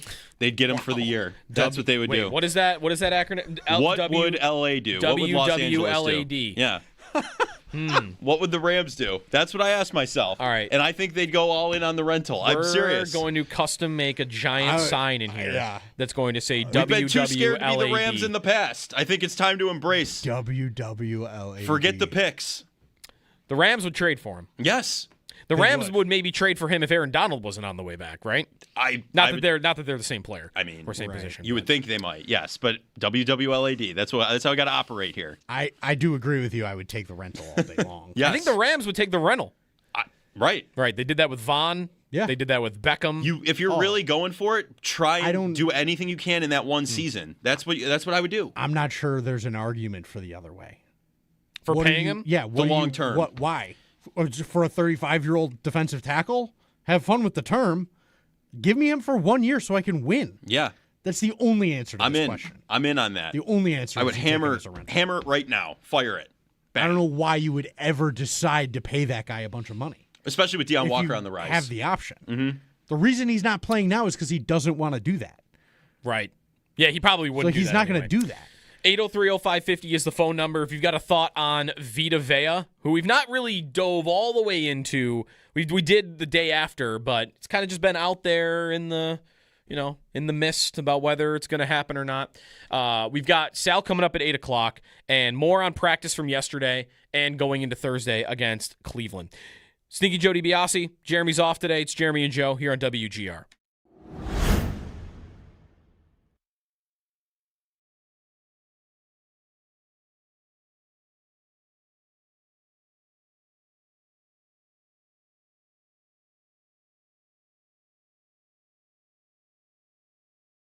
I kind of want to look at Cook for a moment in the context of the other top running backs in the league and really just dive in on, why is he in the same category? I'm not saying he isn't. I believe he is. And the numbers bear that out, not even just, the totals. He led the league in rushing last year. He led the league in rushing touchdowns the year before. But go look at any of the yards over expected numbers in the last 2-3 years, and James Cook is top of the league. Over 300 yards above expected. He is in numbers like that are trying to isolate the running back from what's his offense, what's his offensive line, how many open holes is he running through. The number that's trying to isolate all of that to just what's the running back doing, he still marks excellent in. One of the best guys in the league. And with Jonathan Taylor, and this could be true of Barkley, this would be true of Bijan, I just watch Jonathan Taylor run the football, and I know immediately why he's great. Yeah. It's just there is an explosiveness with him at a pretty big, thick size at running back. I mean, he's 230 pounds playing the position, running like a freight train. I know why Jonathan Taylor is excellent. I know why Barkley is excellent. I watch him jump over people and sometimes jump over people backwards. I know why Bijan, watching him dip and dive and make cuts like nobody in the league can make. And James Cook can do all of that, but not at the degree that they do, right? He's fast, he's explosive, but he's not violent in the same way with that those guys are. He's not as big as those guys are, and yet everything I look at, every number, every level of production tells me he's just as good as they are. Yeah, I think he is. The word I have in my head for the way he plays is it feels almost elegant to me. The way he's very smooth, and he just sort of floats out to the edge, and he's just running by you. Mm-hmm. And it's not, like you said, violent or necessarily look as maybe impressive as some of these, Bijan type, even Gibbs. I think Gibbs might be the guy that is most comparable in some ways of how it's just all of a sudden he's around the edge and he's gone. Mm-hmm. Or he sees the hole and it's one quick little step and it's just a jump and he's up and he's gone. Mm-hmm. And I think it's a quieter sort of technical just prowess that he that he really owns and that he looks so confident in that it looks easy for him. And I think sometimes it can look so easy to us that we don't appreciate how incredible what he's doing is.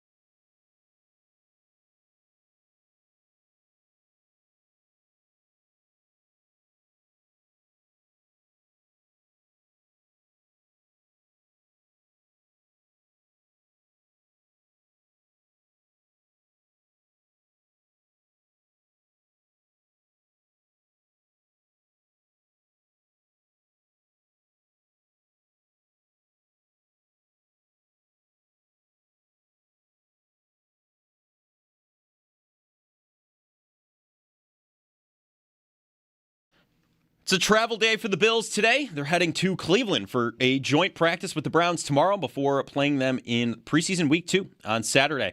Bills defensive coordinator Jim Leonard spoke with the media yesterday, along with quite a few other players. You can find all of the audio on demand at WGR550.com in case you missed any of it. Some roster moves from yesterday. They signed defensive lineman Greg Gaines and released defensive lineman Tommy Akingsbidzodi. Around the NFL, Alvin Kamara exited Tuesday's scrimmage against the Cowboys with a knee injury. Some scrums there as well. 49ers head coach Kyle Shanahan told reporters that Nick Bosa dealing with a knee injury. He's making progress. Giants, they released wide receiver Juju Smith-Schuster. And Jets head coach Aaron Glenn told reporters that running back Breece Hall dealing with the groin injury. He'll be out 2 to 3 weeks. In baseball, the Blue Jays, they beat the Rays 10-5. The Yankees beat the Orioles 3-1. The Red Sox beat the Diamondbacks 9-4. And the Mets, they fell to the Padres 5-2. Tune in for your chance to win 2 pavilion tickets to see Wu-Tang Clan at Darien Lake Amphitheater on August 27th, courtesy of Live Nation. That's your Paddock Chevrolet Sports Headlines. Paddock Chevrolet with you for the extra mile since 1935. I'm Joe Cali for Western New York's Voice of the Fan, WGR.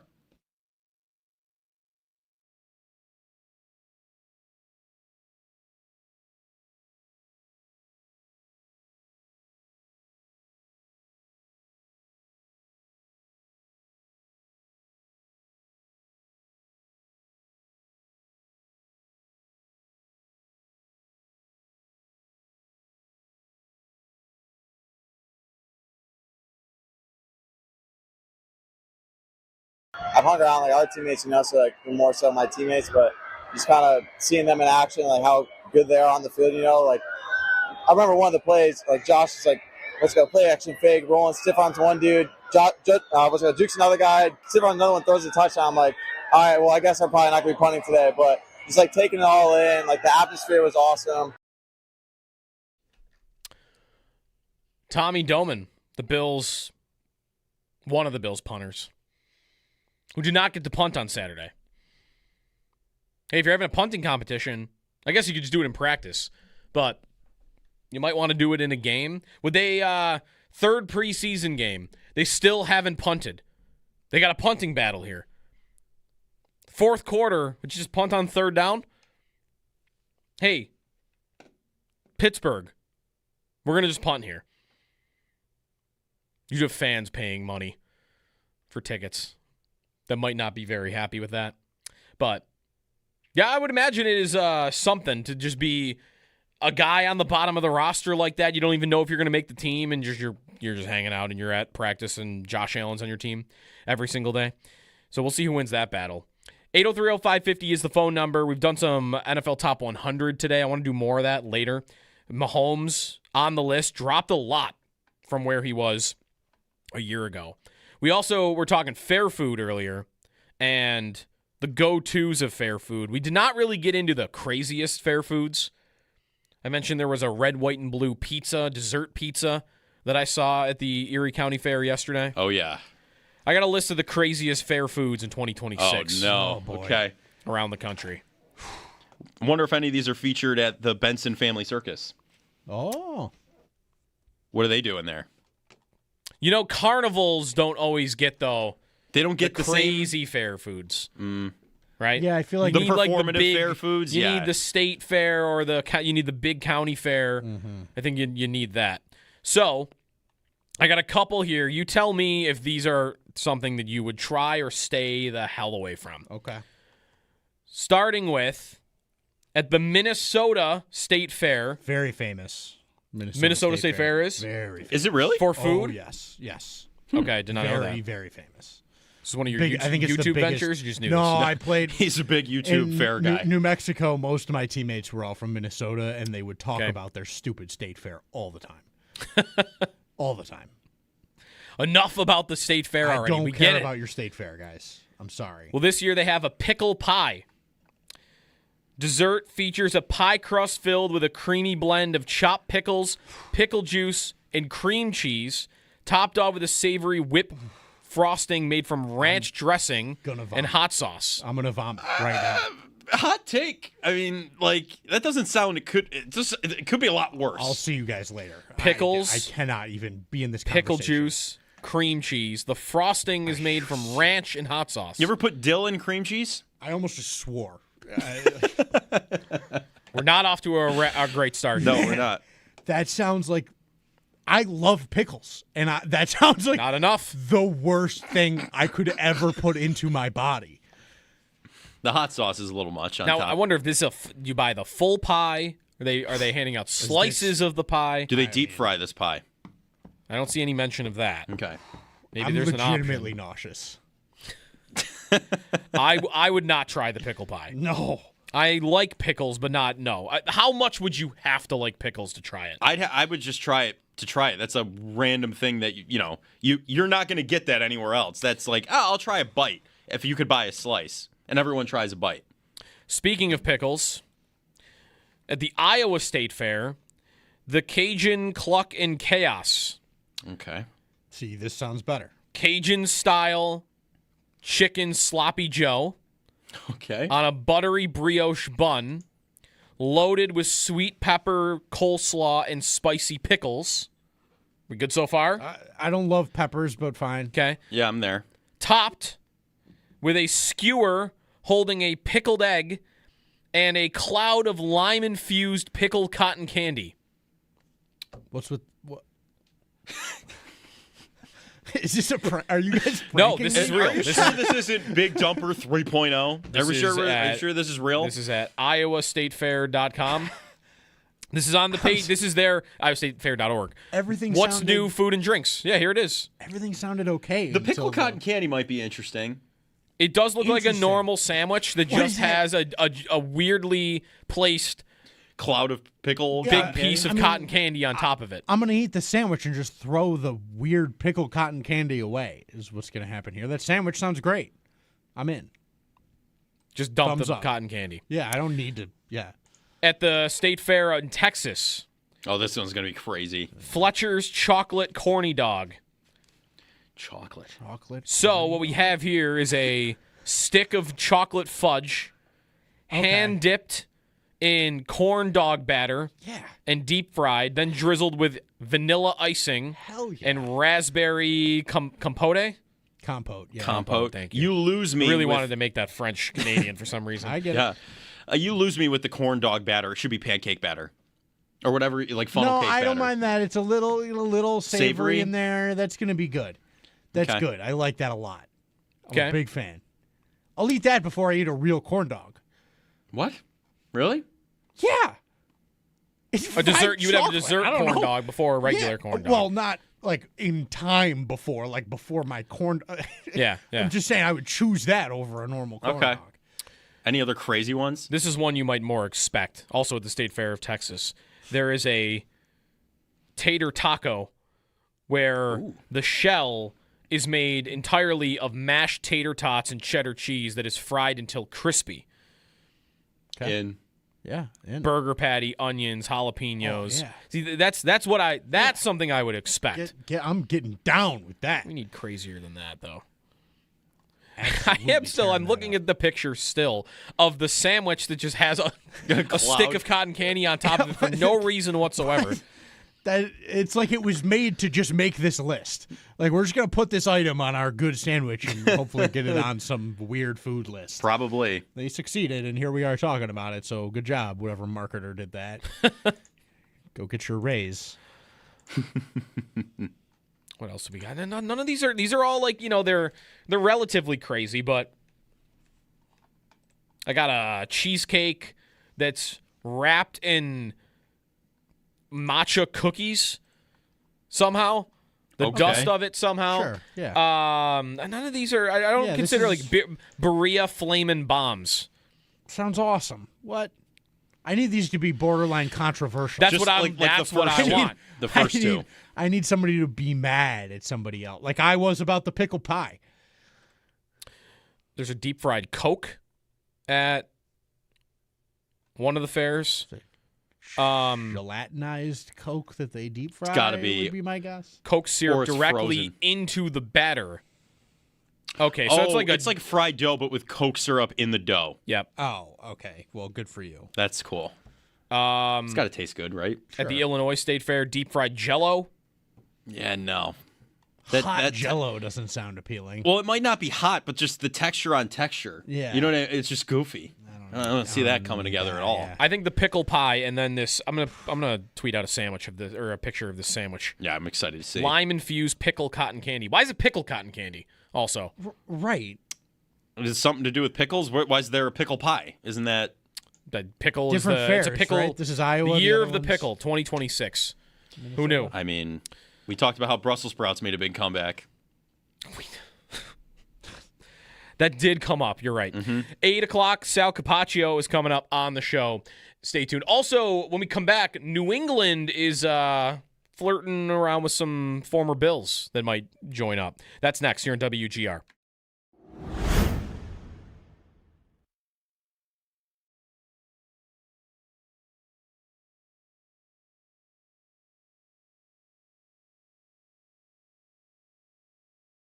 I kind of want to look at Cook for a moment in the context of the other top. Have you stood on Shakir before this season on his ability to do more than just, catch screens at the line of scrimmage or short stuff? Like, if you felt like there's more to be unlocked there with him down the field, I mean, he had, as you mentioned, a couple plays on Saturday, one of which, him against a linebacker, it's just easy for him to get open against that guy.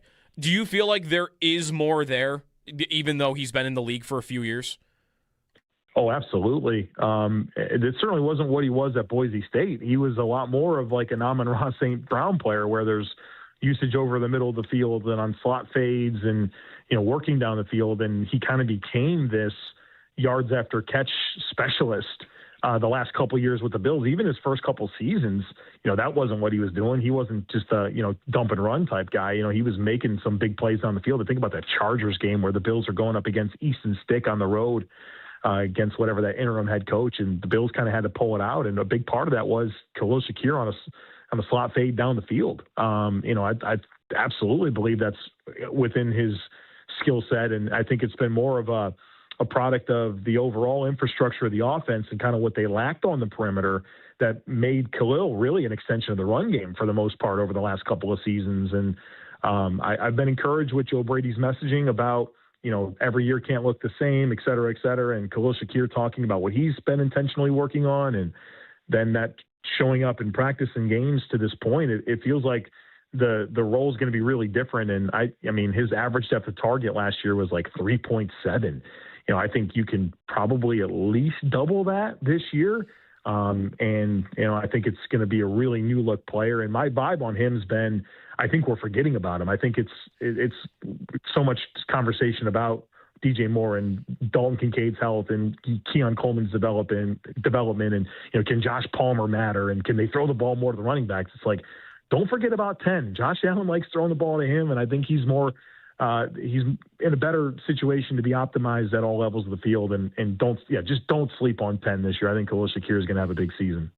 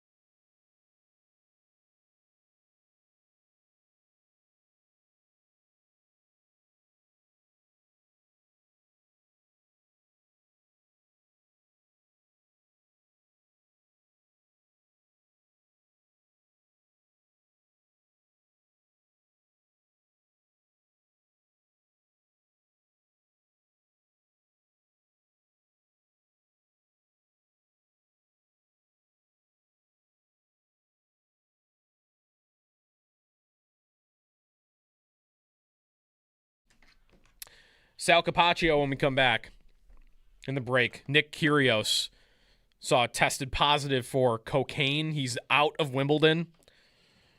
If you're a tennis fan, you know this dude is crazy on the court. They said provisionally suspended. He's the easiest guy, I think, in that sport to root against when he's really going. So him not being out there, you'll be missing something. It just might not be a good thing you're missing. When we come back, Sal Capaccio. Sal did a show from a hot tub yesterday. Yeah. I'm sorry, what? Him and Matt Beauvais. They weren't swimming in it, were they? I think it might have been an empty hot tub. Okay, good. Because I walked past these hot tubs at the fair yesterday also. Wow. Sal, when we come back on practice and looking ahead to Cleveland next.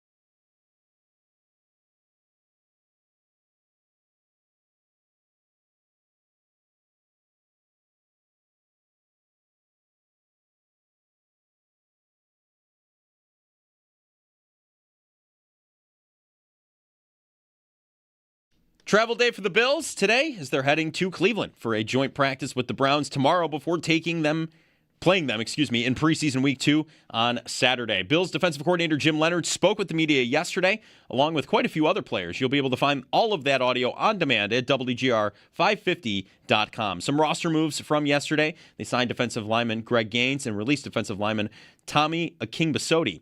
Around the NFL, Alvin Kamara exited yesterday's scrimmage against the Cowboys with a knee injury. A lot of scrums there as well, some fights. 49ers head coach Kyle Shanahan told reporters that Nick Bosa, dealing with the knee injury, is making progress. Jets head coach Aaron Glenn told reporters that running back Breece Hall, who's now dealing with a groin injury, will be out 2 to 3 weeks. NFL Network's Ian Rappaport reports that cornerback Terrion Arnold will be placed on the commissioner's exempt list when he signs. And Giants, they released wide receiver Juju Smith-Schuster. In baseball, the Blue Jays, they beat the Rays 10-5. The Yankees beat the Orioles 3-1. The Red Sox beat the Diamondbacks 9-4. And the Mets, they fell to the Padres 5-2. That's your Paddock Chevrolet Sports Update. Paddock Chevrolet with you for the extra mile since 1935. I'm Joe Cali for Western New York's Voice of the Fan, WGR.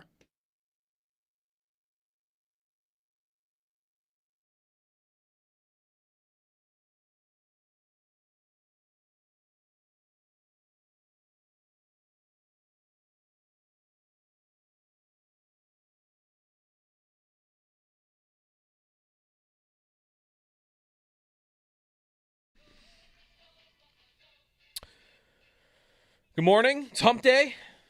Rainy Wednesday here on August 19th. The Bills are getting ready for Cleveland. They'll be going for joint practice tomorrow and then the preseason game on Saturday. Had open practice yesterday. Sal Capaccio now on the West-Her hotline. Sal was at the stadium yesterday, and then, Sal, you did a podcast from a hot tub? Yeah, and in between that, I was at the Jim Kelly Field dedication in Hamburg, across the street from the stadium, actually, yesterday. That was pretty cool as well. But we went last night, Matt Bove and I, we did our Always Game Day in Buffalo podcast at the Erie County Fair, and we were at the Alden Pools and Play display, and we literally did it from inside one of their 17 hot tubs. They're looking to sell 17 hot tubs they have by the end of the week, and we were inside one of them. So maybe someone will buy that one and say one day, I bought the hot tub you guys did the podcast from. Now, we were at the open practice. We were talking about doing the show. We had no idea we'd do it this way. And shout out to our colleague Elena Getzenberg of ESPN. She said, you guys should do the pod from a hot tub.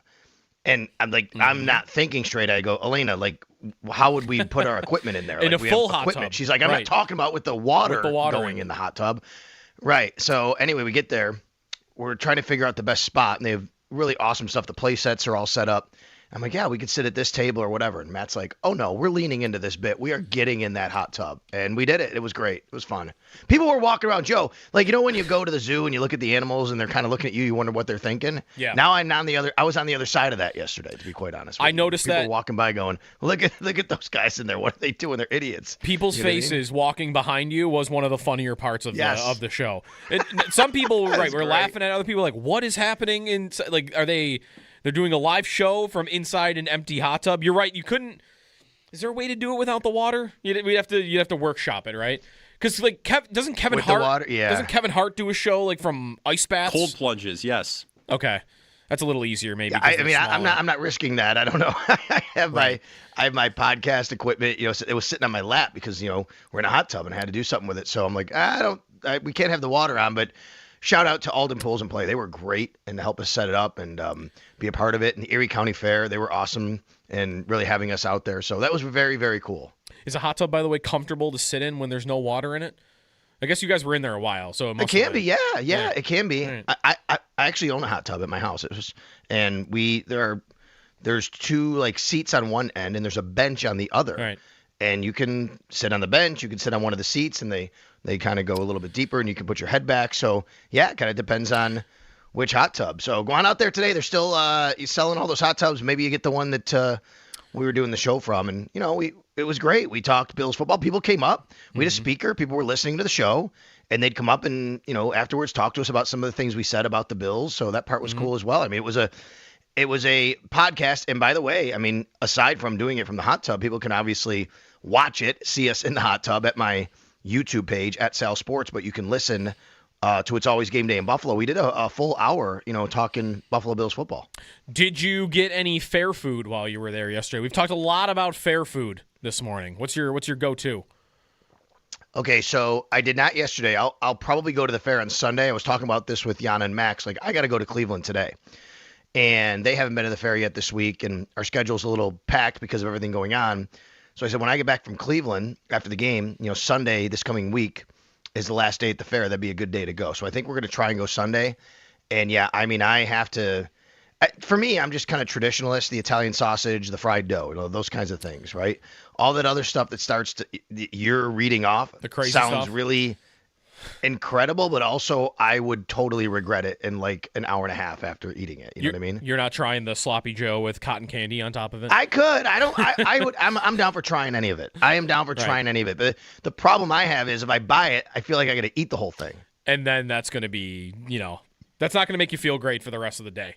No. In most of these No, instances. but it sounds amazing and sounds like it tastes amazing. And I'm all for trying that kind of stuff, but I'm like, if I buy it, I feel like I got to eat it, and then I have no room to eat anything else. Right. So we'll talk about open practice and also what's coming up in the next couple of days. Also, the Bills made a interesting signing. But Sal, yesterday was the biggest story of open practice. I mean, we had all the new stadium experiences, which every time they're in there, that's going to be a part of it. But a lot of injury stuff from yesterday, and we talked with you briefly from the field while they had been beginning, so we knew that Keon Coleman was in a walking boot. I guess, is it tough to know right now, like what on any of these guys, what timeline is? I mean, Coleman, it wouldn't feel like you would expect him in the next couple of days, I would assume. Right. I think more days than weeks for most of these guys, Joe, just from how it feels and looks from the outside and listening to, Joe Brady talk about it. It doesn't feel like anyone is a long-term concern. Now, that doesn't mean that we can't get up to week one and we're debating, is Connor McGovern going to be able to play? Because to me, that seems like maybe the one that out of all these guys, it could go that far, but it could also be Keon Coleman. Considering you're in a walking boot, you just never know how the foot reacts. And of course, Cameron Wolf of NFL Network reported a sprained toe/foot. So those things can linger. Those are the ones that I'd be the most concerned about. Connor McGovern, Keon Coleman, just from, Connor, him saying, and he told me yesterday his goal is to be ready to play week one. Well, that means that we're probably not going to see him the next couple of weeks. We're not going to know necessarily the progress of that. And then Keon Coleman in the walking boot.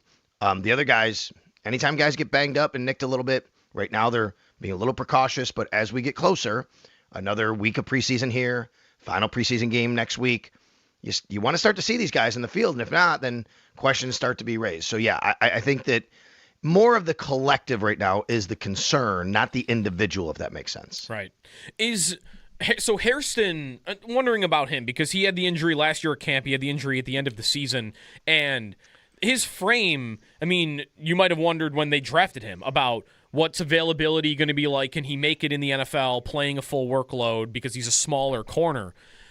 I wonder, not that he's dealing with a severe injury right now, Sal, but that battle or that position, like, is he losing anything, you think, by being out right now? Like, we had Joe Marino on earlier who said he really liked what Igbinosun looked like in the preseason.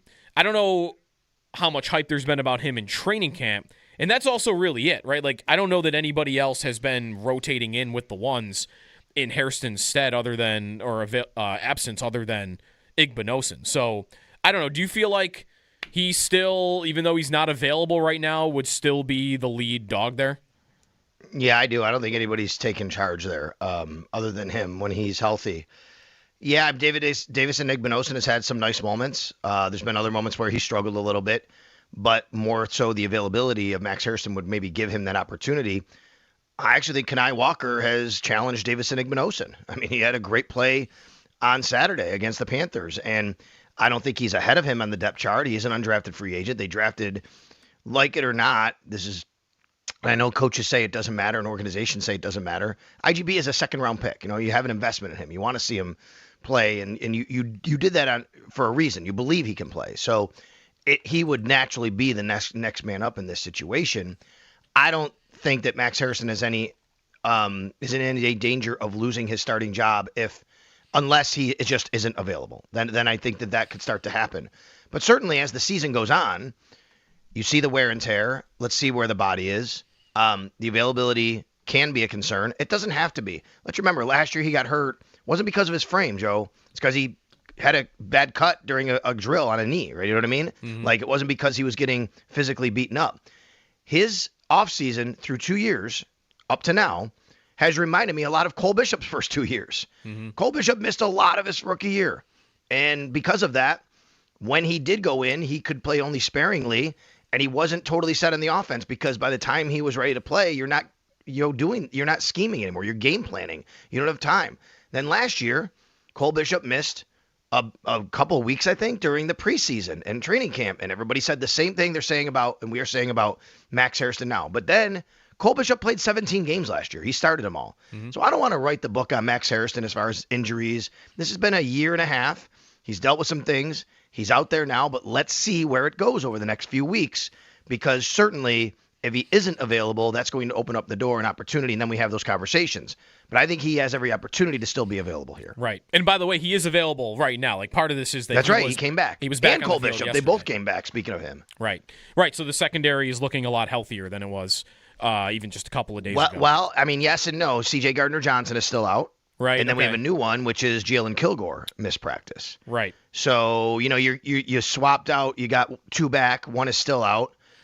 A new one is out. But I don't think, from what I saw yesterday, either Gardner-Johnson or Jalen Kilgore is anything to be too concerned about. They were both on the field with a jersey on, walking around with their position group. In this new reality, Sal, with Joe Brady as the head coach, and like us covering injuries and like finding that out, like the information, how like this week even, this could be a short-term question and a long-term question. Like, how much do you expect this to continue, where we're kind of guessing at how long guys might be out or what they're dealing with? We've mentioned how like there will be injury reports at some point. But even like this week, like, do we know when Brady will talk and we might get anything on like what these guys are going through at the moment? No, it's funny, Joe.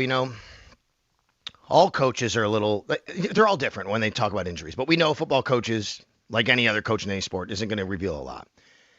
There was a lot said last week about Joe Brady saying lower body injury, right? Remember that? And Yep. like, oh my God, here we go. He's a hockey coach. Well, no coach is obligated to give you any injury status, report, whatever during the preseason. That has to change in the regular season. Once the regular season comes around, Joe Brady can't say lower body injury. He's got to say foot, ankle, knee. If it's a kicker or a quarterback, he's got to say which hand or arm, right hand, left arm, left foot, whatever. That will happen. The Wednesday before the Houston Texans game, we are going to get an injury report. It's going to list exactly what's wrong, and we're going to hear from Joe Brady, and maybe we will or maybe we won't get a sense of, and we'll find out that. I think that's the test. How much we'll find out then about the availability. And I agree, I don't think he's going to give you much, but we'll find out. We'll know, just like we have always before, about how often guys are practicing. You miss Wednesday and Thursday, you're probably not practicing. It's as simple as that, or playing, in the game. Maybe it can happen.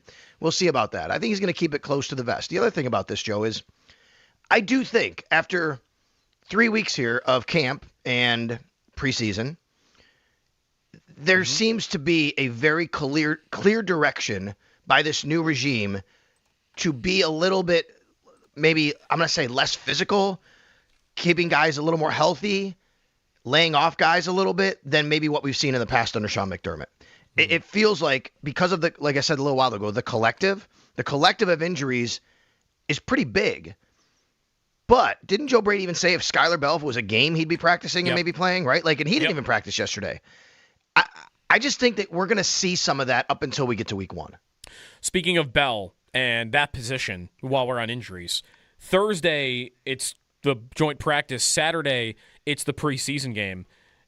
Sal, the receiver position right now, like, do you feel like that would impact how likely it is that Josh Allen would play on Saturday against Cleveland? Like, I don't see why you would want to play him if all of his starting receivers, or at least a few of them, are not available.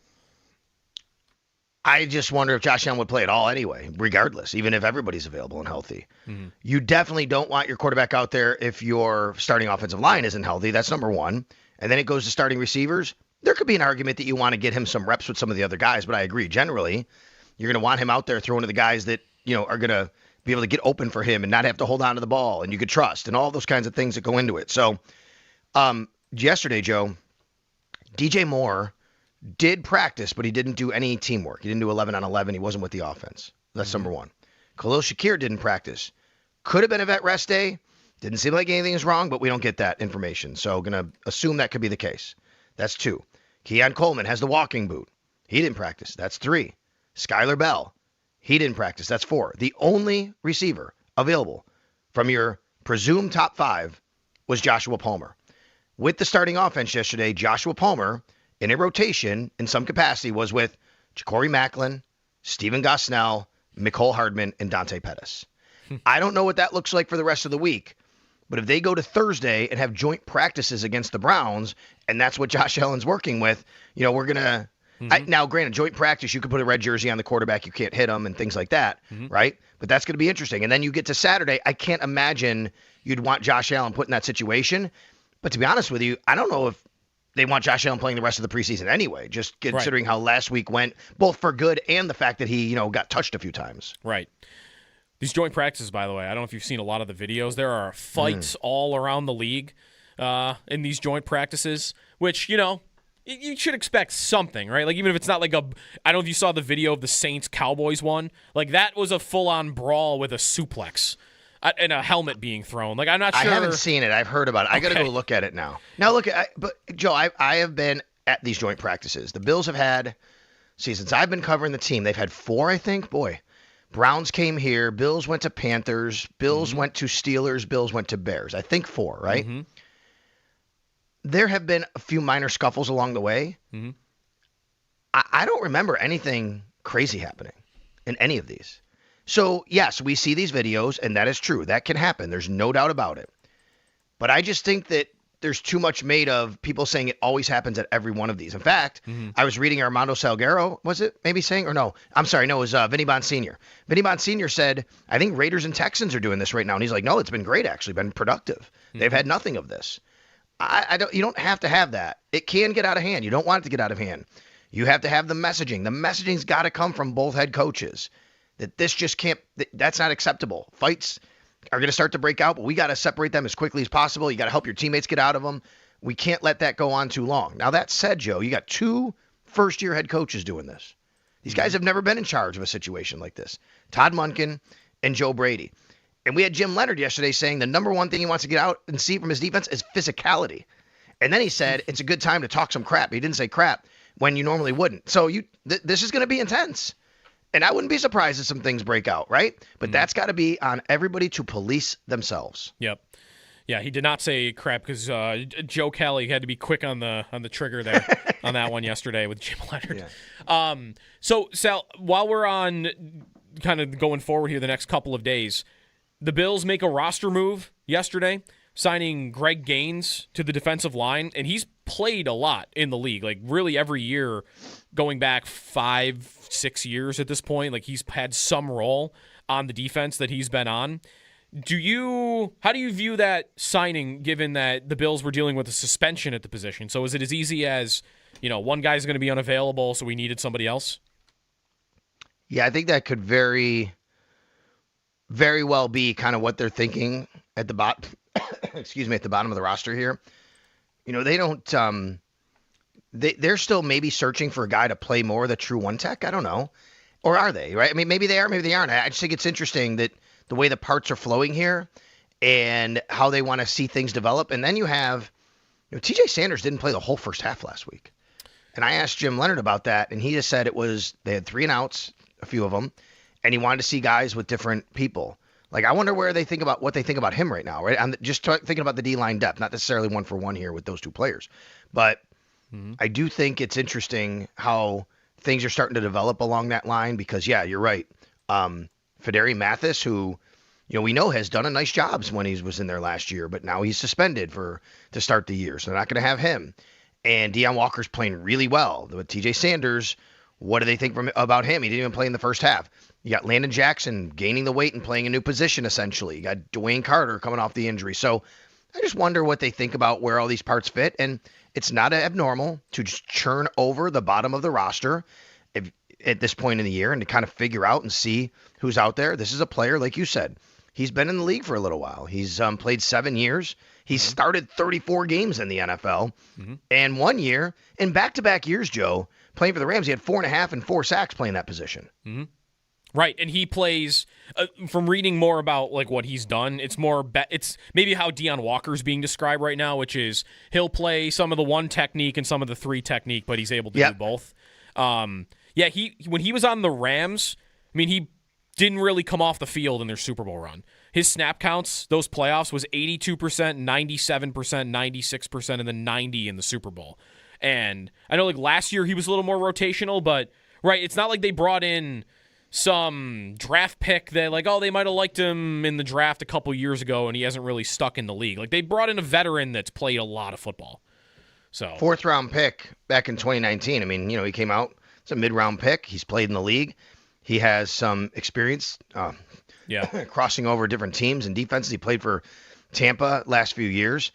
Michael Hoyt's teammate in LA, I think. Was he with Hoyt? I think he would have been there. I think so. Right. Yeah, would have been with Hoyt. Yep. For a couple of years. So yeah, it's interesting. We'll see what they think about him and where he fits in.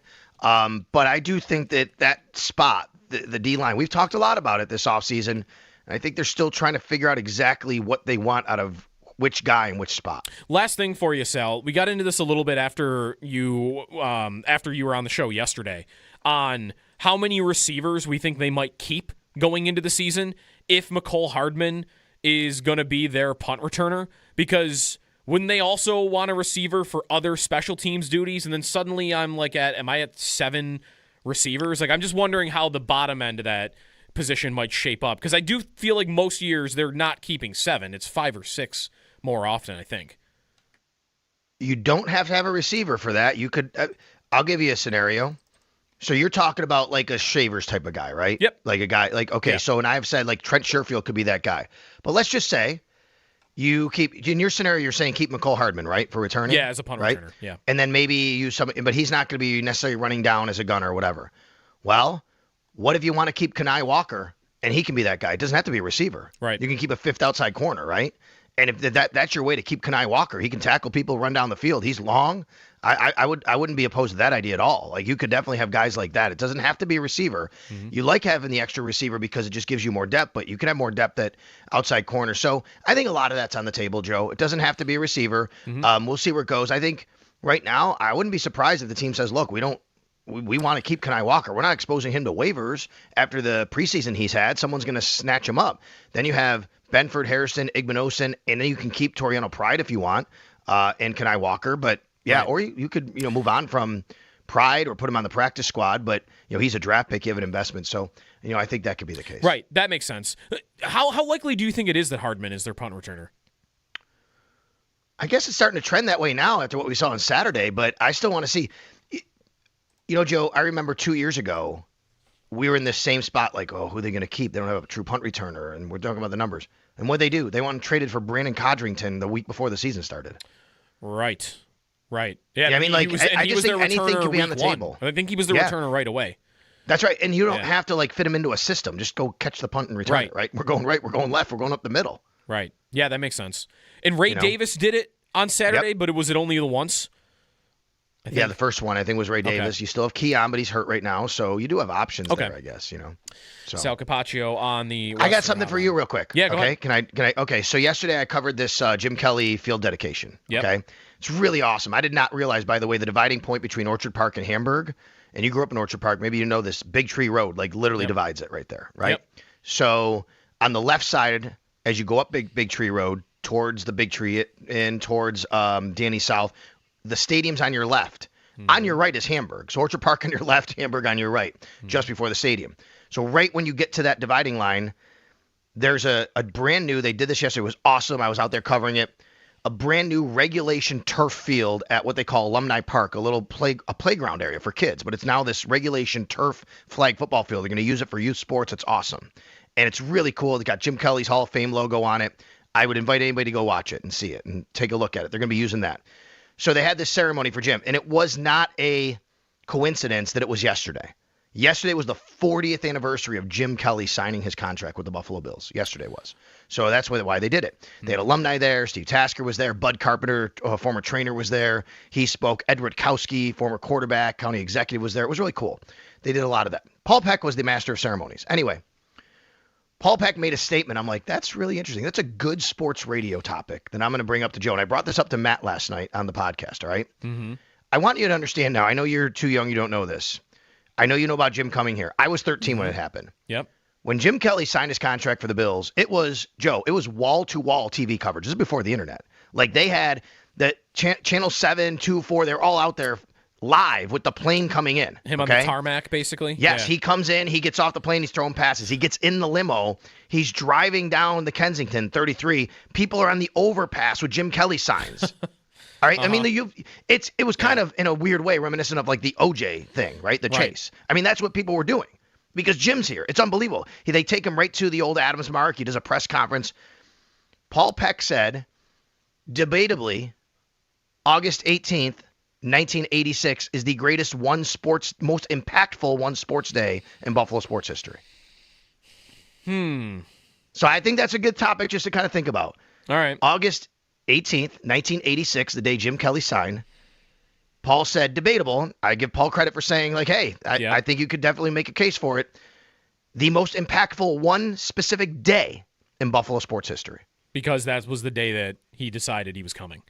Or that was the day he signed his arrived. contract. Yeah, he signed his contract. Right. And think of all the things that have happened since then with this organization, with this community, this city. You could make an argument without that. Maybe the Bills aren't here anymore. I'm not kidding. Like, that's how impactful it was. Right. I mean, I would immediately think it's either that or the day they drafted Josh, right?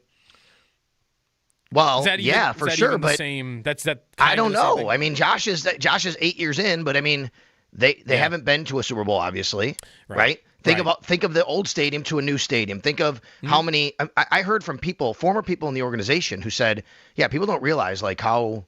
Like there were there were owners who didn't want the Bills in Buffalo, and then the 90s came and Kelly and even then going through there, like it just it changed everything when they got to where they were. And Ralph was considered really cheap, and then he gives Jim 5 years, $8.5 million, by the way, and that was the largest contract in the league at the time, which is crazy to think about, right? Changed a lot of that. I'm just saying from a large standpoint. The only other day I could think of maybe was the day they won the wheel to get Gilbert Perreault on the spin. Yeah. But anyway, I figured that was a good thing to talk about. That's the right theme, though, I would be looking for is like days where they got like some of the best individuals, that have ever like touched a field or the ice. Right. I think you could make a negativity argument here. Okay, I understand this is negative. Scott Norwood missing the field goal in Super Bowl 25 is certainly a very, very impactful day in Buffalo sports history, right? I mean, it is. Right. And you could say that too, and I get it. But I mean, if you're looking more on the positive impact side, that was something Paul said. I thought it was a really cool thing to discuss. Yeah. So that's why I figured I'd bring it up with you. I'm going to chew on that a little bit. See, that's a leader in the clubhouse, though, for sure, right now. Thank you, Sal. You got it, guys. Sal Capaccio on the Western Hotline. There's a couple answers in the chat that are kind of funny on this. Maybe we'll play around with this a little bit. What is that number one? 40 years ago yesterday, Kelly signing his contract with the Bills. We got to take a break, but it does relate to a thought I had, was this Monday, that the timing of the stadium and the old stadium to the new stadium and the drought ending, but also the team getting as good as they did, which makes it easier to charge people the amount you're charging them for PSLs and tickets. Well, Josh Allen's here. He has not been to a Super Bowl, right? But does the stadium exist if he doesn't arrive? Maybe it does, but I think it was certainly made easier. What about the day they traded for Hasek? I mean, he's the best. I think he's the best athlete in the city's history. He's the only one that is the best of all time at what he did. He's the best goalie ever. Kelly is one of the best quarterbacks ever. Allen is one of the best quarterbacks ever. Perreault is one of the best centers ever. Hasek is the best. But also no one, I think, was paying attention maybe the day he got here because it was a smaller trade. 803-0550 is the phone number. You got a candidate for this? The chat's got more funny ones right now, I feel like, than serious options. I don't think the day T.O. got the key to the city is number one. It's Jeremy and Joe. Hot or cold coming up at 9 o'clock also. That's exciting. Stay tuned here on WGR.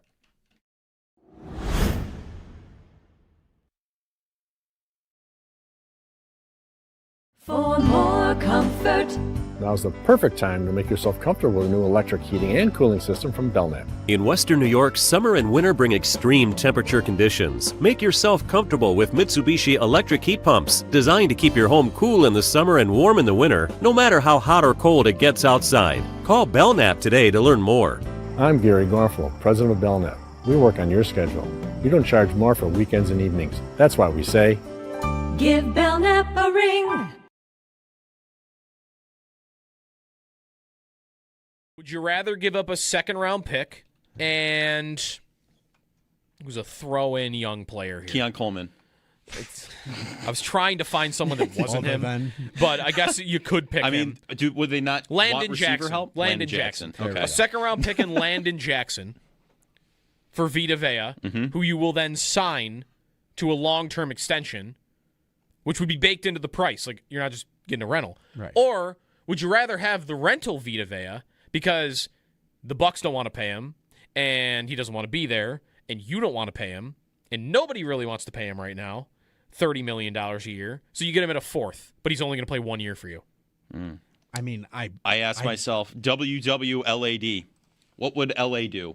And you know what they would do? They'd get him for the year. That's what they would do. What is that? What is that acronym? What would LA do? What would Los Angeles do? Yeah.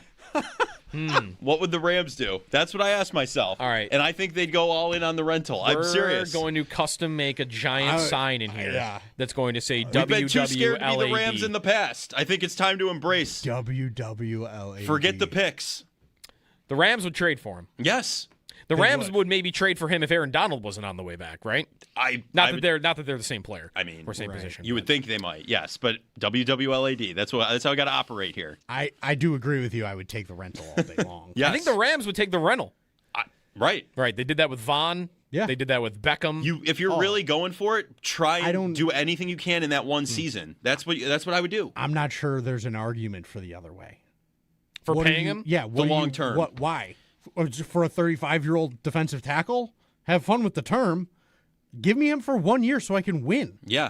That's the only answer to this question. I'm in on that. The only answer I would is hammer it right now. Fire it.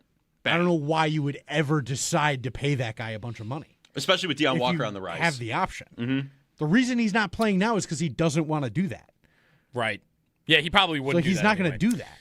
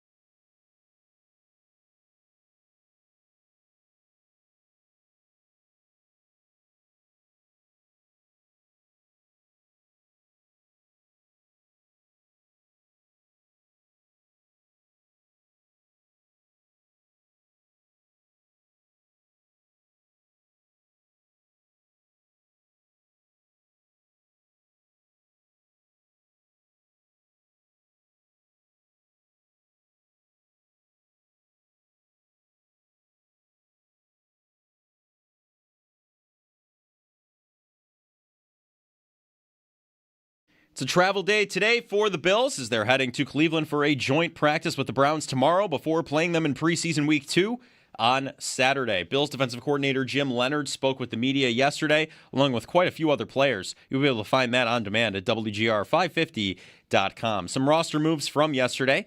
They signed defensive lineman Greg Gaines, and they released defensive lineman Tommy Aking-Bisotti. Around the NFL, Alvin Kamara exited yesterday's scrimmage against the Cowboys with a knee injury. Jets head coach Aaron Glenn told reporters running back Breece Hall dealing with a groin injury. He'll be out 2 to 3 weeks. The Giants released wide receiver Juju Smith-Schuster. And NFL Network's Ian Rappaport reports that cornerback Terrion Arnold will be placed on the commissioner's exempt list when he signs. In baseball, Blue Jays, they beat the Rays 10-5. The Yankees beat the Orioles 3-1. The Red Sox beat the Diamondbacks 9-4. And the Mets, they fell to the Padres 5-2. Those are your Paddock Chevrolet sports headlines. Paddock Chevrolet with you for the extra mile since 1935. I'm Joe Cali for Western New York's Voice of the Fan, WGR.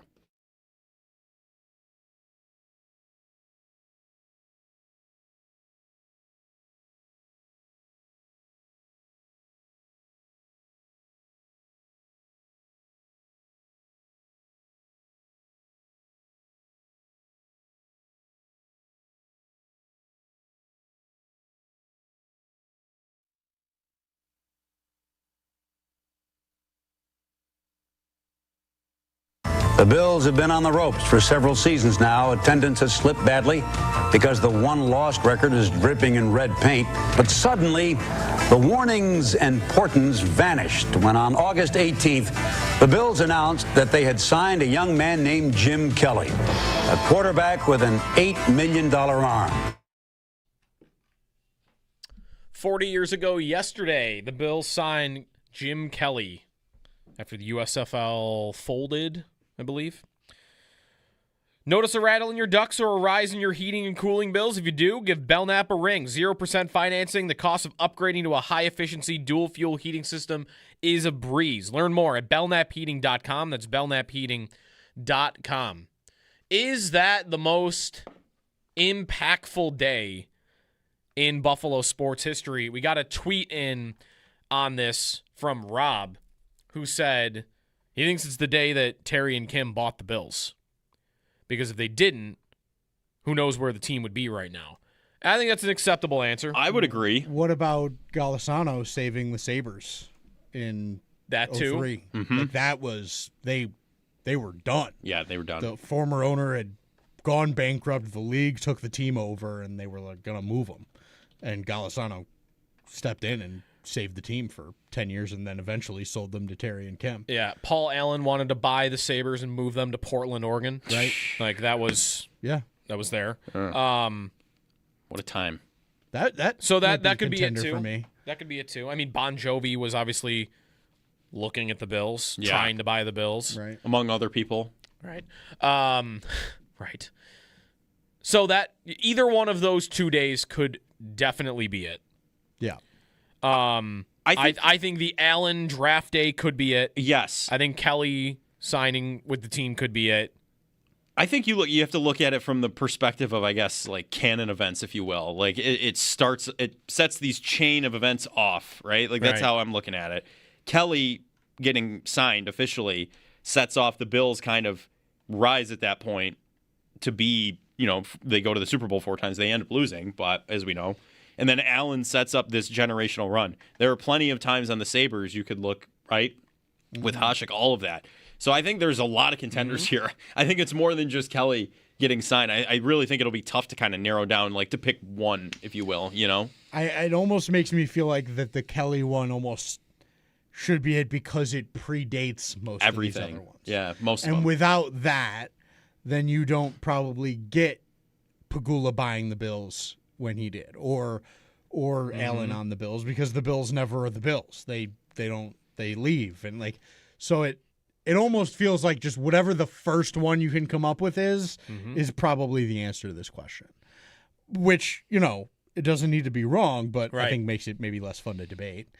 It can, because then I could just go back in time and say when Ralph decided to have a team in Buffalo, right? Exactly, and before that. Because Ralph wanted to have a team in the AFL in Miami, I think is the story. So, right, like I could go so far back to the chain of events, which really, you could do this with anything, and it just goes back to the assassination of Archduke Franz Ferdinand. Yes. Everybody knows That's that. where it all starts. Yeah. Mike in Buffalo's next. Hey, Mike. Hey, guys. So I want to bring up basically the way Sal phrased it earlier and looking at it as looking at the impactful date specifically. And, like, yes, Jim Kelly coming through, phenomenal. Josh Allen being signed, phenomenal. Can anyone remember the specific date? And, like, the reason I say that is July 1st, 2007. No context is needed, and everyone knows what happened that date. And unfortunately, it is a negative, but still the defining moment of the phrase most impactful date in West New York sports history. It's a good one to bring up. You're right, Mike. Like, it's a good point that I know exactly what you mean. We haven't even said the names. No. We all know what we're talking about. Yeah. And the date alone will make a shiver go down your spine. What else is that? Because, like, I don't remember the date of 13 seconds. I remember it by 13 seconds. Mm-hmm. Right. I don't remember the date of the draft that Allen got drafted. No. I don't remember the date of Super Bowl 25. I don't remember the date. I guess maybe the Kelly one would have been the closest to that. I mean, I didn't know that date because I was, not alive. Is that because you just heard it, or because you would know that? I don't know Also that could any be- of us are knowing that. Right. date. Also could be the, Like, the good I point. wouldn't have been If able we're to tell being you. honest with one another. Mm-hmm. If you asked me what day did Jim Kelly sign, I would have no earthly idea. But July 1st, 2007. I know that intimately. And really, that is the kickoff. I know they won a division a couple of years after that, but that day is the kickoff to what the next 20 years became. Oh, yeah. Or 17 years, if you really want to do it. Yeah. The fallout from that day, it was the drought starting to brew behind the scenes, and then that was that. I don't know that they really recovered from that day until last season. No, I Really? agree. Like, I don't think they did. Their identity as a franchise, the talent level being replaced, just all of it. Yeah, that date. I mean, I don't know that I would say that would be my number one, because like the team existing because Golisano saved them, like that probably should outrank two guys left in free agency. Right. But man, it's a pretty good mention answer here. It's a good point. Rich in PA before the break. Hey, Rich. Hey, good morning. I would just like to put a vote in for 51-3. I think that was an event that set the tone for the Super Bowl run. Going to Rich Stadium at the time, you weren't always guaranteed to even see the game, right? We didn't always sell out. And after that, it was different. It might not be the winner, but in my mind, it was a great game, and it was an event that I'll never, forget. Yeah. Thanks, Rich. I would sooner say that would be on the top of the list for the best day more than the most impactful day. Right. Like, could that be the most impactful day for that? Wouldn't that be like Kelly getting signed and then the Bills going on the run they did? Because you know what I mean. Like, right. Like, yeah. Like, I know he didn't play in it, but still, him being signed and the team kind of being built around that. You can say like that set the tone for the Super Bowls, but I don't know. Like they were excellent. If they had won that game 27-10 instead of 51-3, would they still have gone to 4 straight Super Bowls? Like I don't know. The team was so talented. They had Hall of Famers everywhere. They played the game 15 years ahead of everybody else. Like that's why they made 4 straight Super Bowls. But not gonna criticize bringing it up, because I think if we were talking about the best days, then it's like that's up there high. But the impact of it, you made a Super Bowl that you then lost the next, 2 weeks later. I like that it came up, though. What's the most impactful day in Buffalo sports history? Sal asking that question. He on the heels of the Kelly anniversary. Hot or cold coming up at 9 o'clock. If you got any more thoughts on the stadium from yesterday, too, would love to take your calls. 803-0550 is the phone number. If you're on hold, we'll get to you coming back here on WGR.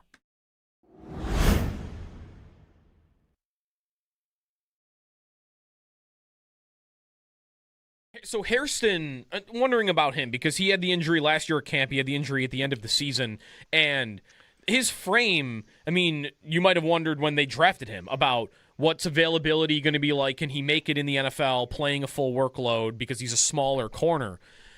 I wonder, not that he's dealing with a severe injury right now, Sal, but that battle or that position, like, is he losing anything, you think, by being out right now? Like, we had Joe Marino on earlier who said he really liked what Igbinosun looked like in the preseason. I don't know how much hype there's been about him in training camp, and that's also really it, right? Like, I don't know that anybody else has been rotating in with the ones in Hairston's stead absence other than Igbinosun. So, I don't know. Do you feel like he still, even though he's not available right now, would still be the lead dog there? Yeah, I do. I don't think anybody's taken charge there other than him when he's healthy. Yeah, Davison Igbinosun has had some nice moments. There's been other moments where he struggled a little bit, but more so the availability of Max Hairston would maybe give him that opportunity. I actually think Kenai Walker has challenged Davison Igbinosun. I mean, he had a great play on Saturday against the Panthers, and I don't think he's ahead of him on the depth chart. He's an undrafted free agent. They drafted, like it or not, I know coaches say it doesn't matter and organizations say it doesn't matter. IGB is a second-round pick. You know, you have an investment in him. You want to see him play, and you did that for a reason. You believe he can play. So he would naturally be the next man up in this situation.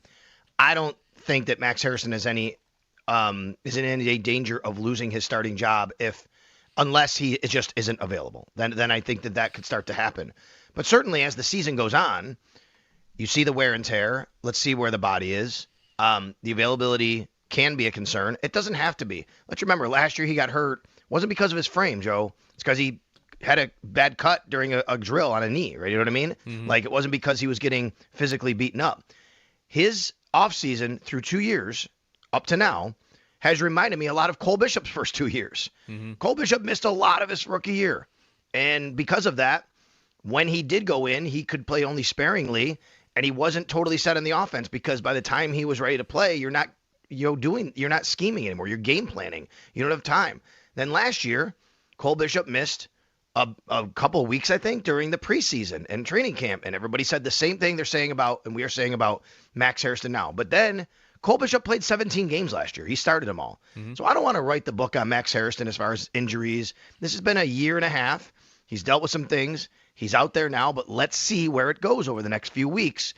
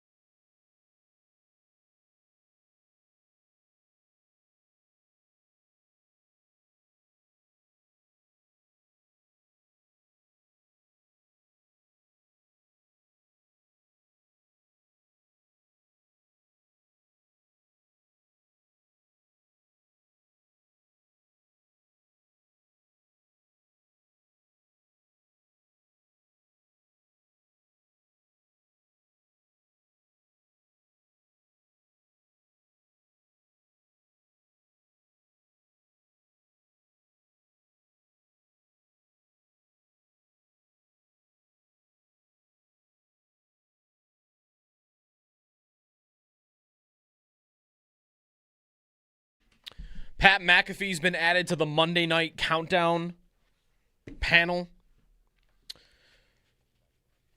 ESPN is really just the Pat McAfee show at this point. At this point. It is serving... There's a shot of audio incoming tomorrow, by the way. Is there? Yeah, with him. And Andrew Marchand. You saw a lot of that this week with the over-the-top ESPN personalities, Dan Orlovsky, others, that it almost looked like a coordinated effort, like, hey, everybody go say something nice about McAfee's new album. I know. To keep him happy. Andrew Marchand from The Athletic, he wrote about McAfee's role expanding at ESPN and how ESPN, like their motto is serving sports fans anytime, anywhere, and it soon should be serving Pat McAfee anytime, anywhere. Yeah, seriously. Basically, they are a team with a star player, and they're just doing everything to make the star player happy. Exactly. And, I mean, he's paid like it. It's like $65 million. If you want to see a really strong review of that god-awful album that he put out, go check out Stephen Hyden's critic of it. It's good. Yeah. It's very good. You were out last Friday. I did play a segment of it. It's the He came back from a break with it, and it was a choice. Hot or cold coming up next. More of your phone calls. Bills practice tomorrow against the Browns. It's Jeremy and Joe here at WGR.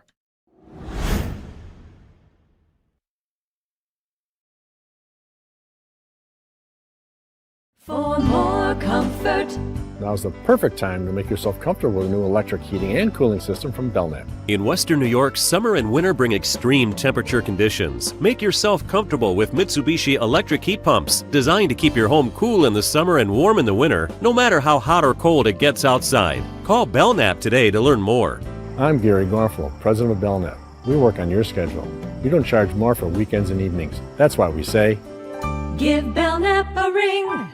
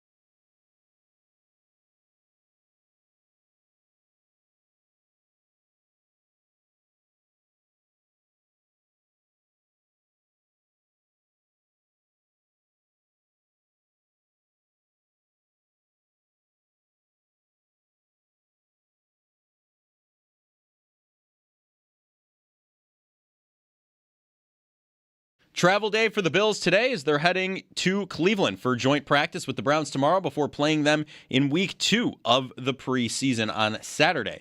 Bills defensive coordinator Jim Leonhard spoke with the media yesterday, along with quite a few other players. You can find all of it on demand at WGR550.com. Some roster moves from yesterday for the Bills. They signed defensive lineman Greg Gaines, and they released defensive lineman Tommy Akings-Bisotti. Around the NFL,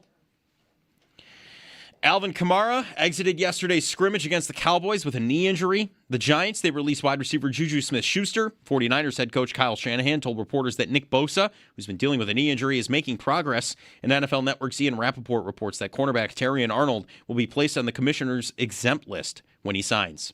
In baseball, the Blue Jays, they beat the Rays 10-5. The Yankees beat the Orioles 3-1. The Red Sox, they beat the Diamondbacks 9-4. The Mets fell to the Padres 5-2. That's your Paddock Chevrolet Sports Update. Paddock Chevrolet with you for the extra mile since 1935. I'm Joe Cali for Western New York's Voice of the Fan, WGR.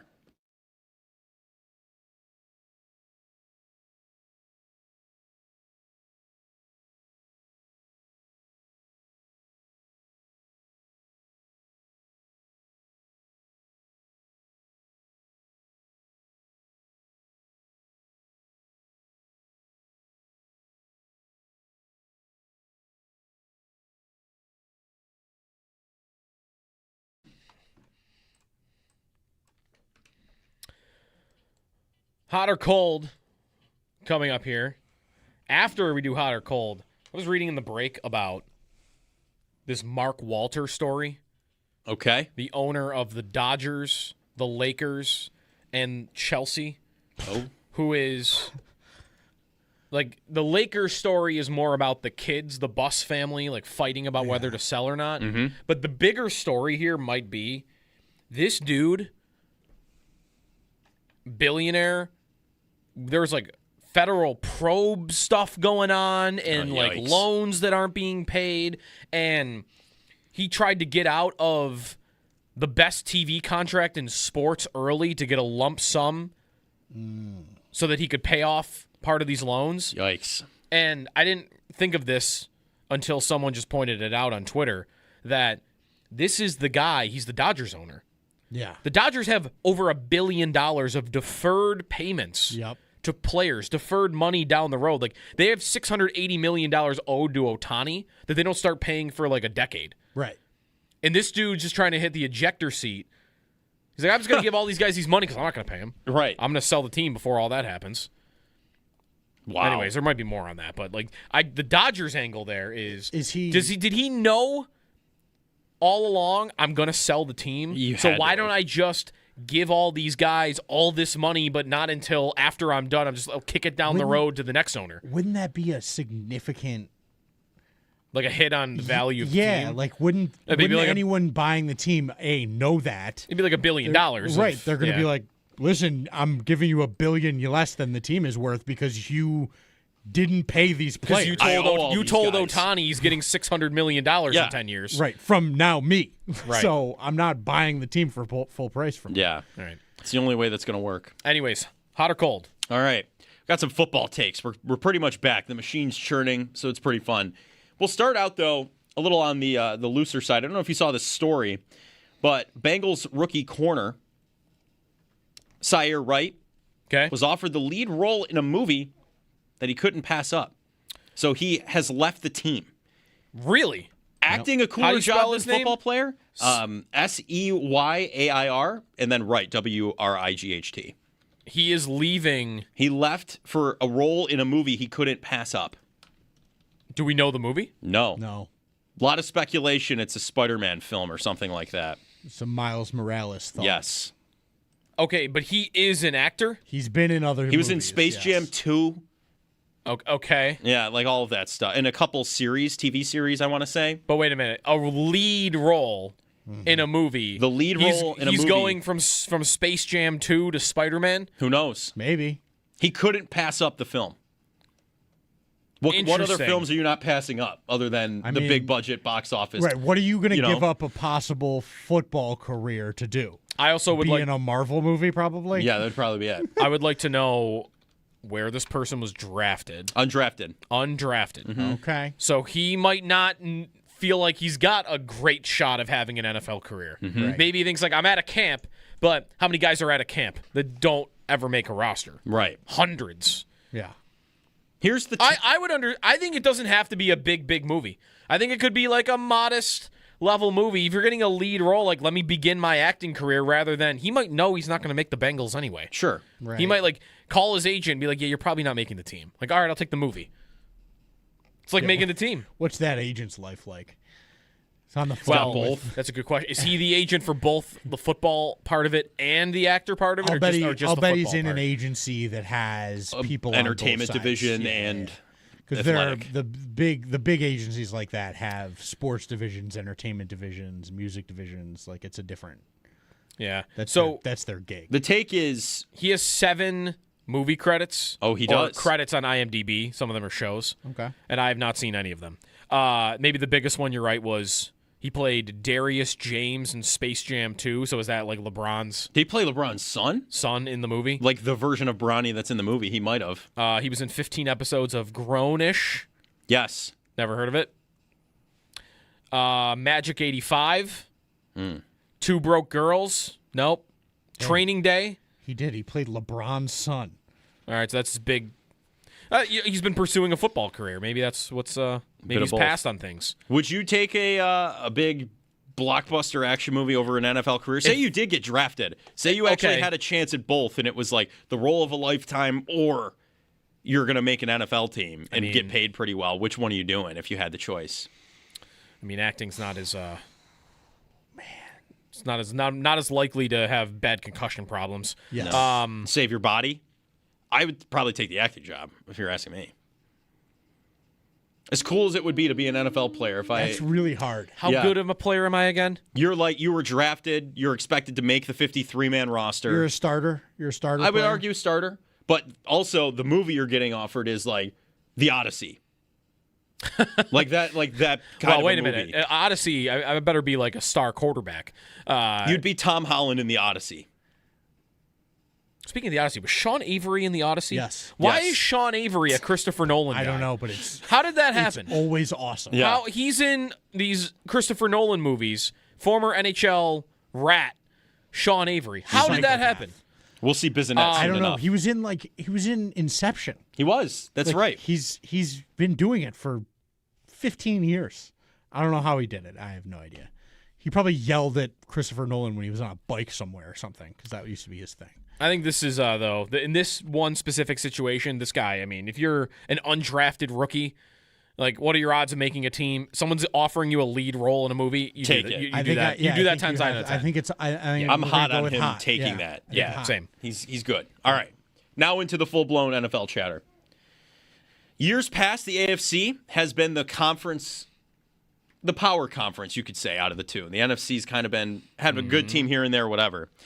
The AFC, I would argue, is it the easier path to the Super Bowl than through the NFC at this point? Have we flopped on that? Hot or cold? What's the easier Super Bowl path? So the best team is in the NFC. Mm-hmm. Yes. Best division in the NFC. Correct. With the Could- NFC North, right? I would argue. And even the NFC West, you could, minus the Cardinals, you can argue maybe. Would you argue there are more good teams in the AFC? I think you probably could. But for me, it matters more. The top what's, dog. What's the best team I've got to go through? And in the NFC, I've got the Rams and I've got the Seahawks. Mm-hmm. And it's only 2 teams. Philly. But I don't. If you're telling me I don't have to play the Rams on my way to the Super Bowl, I think that is the easier path. Okay. So I would say the NFC is more difficult. More difficult. I would agree. I think in years past, it would have definitely been the AFC, but the Rams built the Titan. So You know, I don't even know that I would necessarily sign up for the AFC actually even has more great teams, because in the NFC, Yeah. like the Rams, maybe we view it that way because the Rams are on their own pedestal. Right. The Seahawks are great. The Lions are great. Mm-hmm. The Packers, I like the Packers a lot. Yeah. Mm-hmm. And then you could start to get into a more like, okay, how good are the Bears? How good are the Dallas, Cowboys? yeah. I mean, some people like the Bears more than the Packers. I Yeah. don't, but Right. I'm not. whereas there in either. the AFC, you're like into 8 teams. Right. Are the Yeah. Bears not the Patriots to you?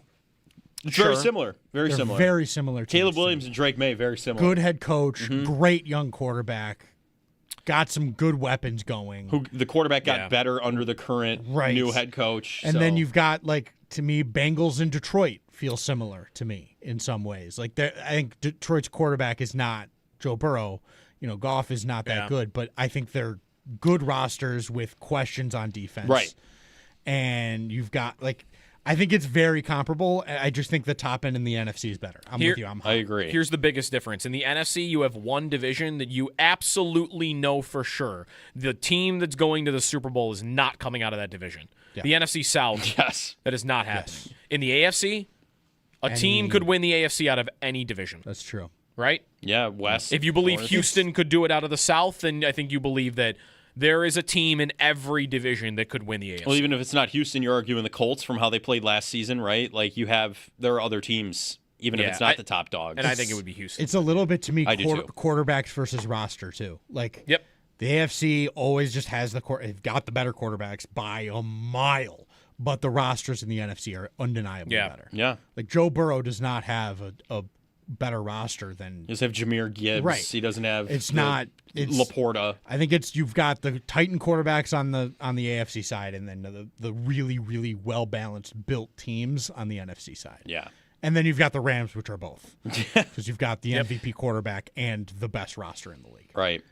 Well, speaking of an NFC team, next take, the Giants will lose both their running back and quarterback from injury within the next 3 seasons. They will not continue to play after 3 seasons. Hot. The Giants, their biggest problem right now is even if you don't love the quarterback or the running back, the quarterback already is taking hits again that he shouldn't be taking. The running back is a bowling ball that is going to be putting his head down all the time, and he's doing backflips off a torn ACL on a stage. His leg looks bad, too. Did you see him run a route the other day? Yeah. It looks like he doesn't trust it at all. I don't think the Giants have to be terrible, but I think they are built on they're a house of cards. That could all fall down if Dart and Scatterbo not as much because he's the running back, but it's more about Dart. Right.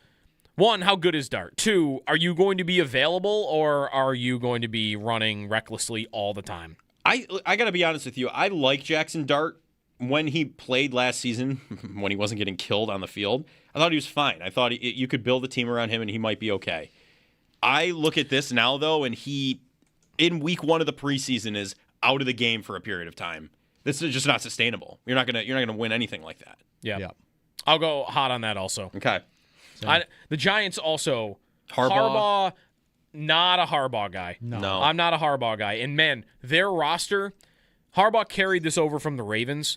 It's all old guys. No that more were Smith-Schuster, good though. 5 years ago to bring in Najee Harris. And that's when they already have Beckham on the team. They already have Braxton Berrios. They already have Mooney. It's all recycled over and over again, guys. That's just a receiver. I mean, they have a lot of that at a lot of positions. Yeah. I think Dart might be pretty good, but he's got a little dual threat upside. They got a lot of problems. Yeah, agreed. So hot on that second one. Yep. Final take. We talked about Diggs in the Hall of Fame yesterday and putting him against Andre Reed, comparing there. We kind of talked about 1,000-yard seasons for Diggs, but I think Diggs will have a 1,000-yard season with the Commanders this season. Hot or cold?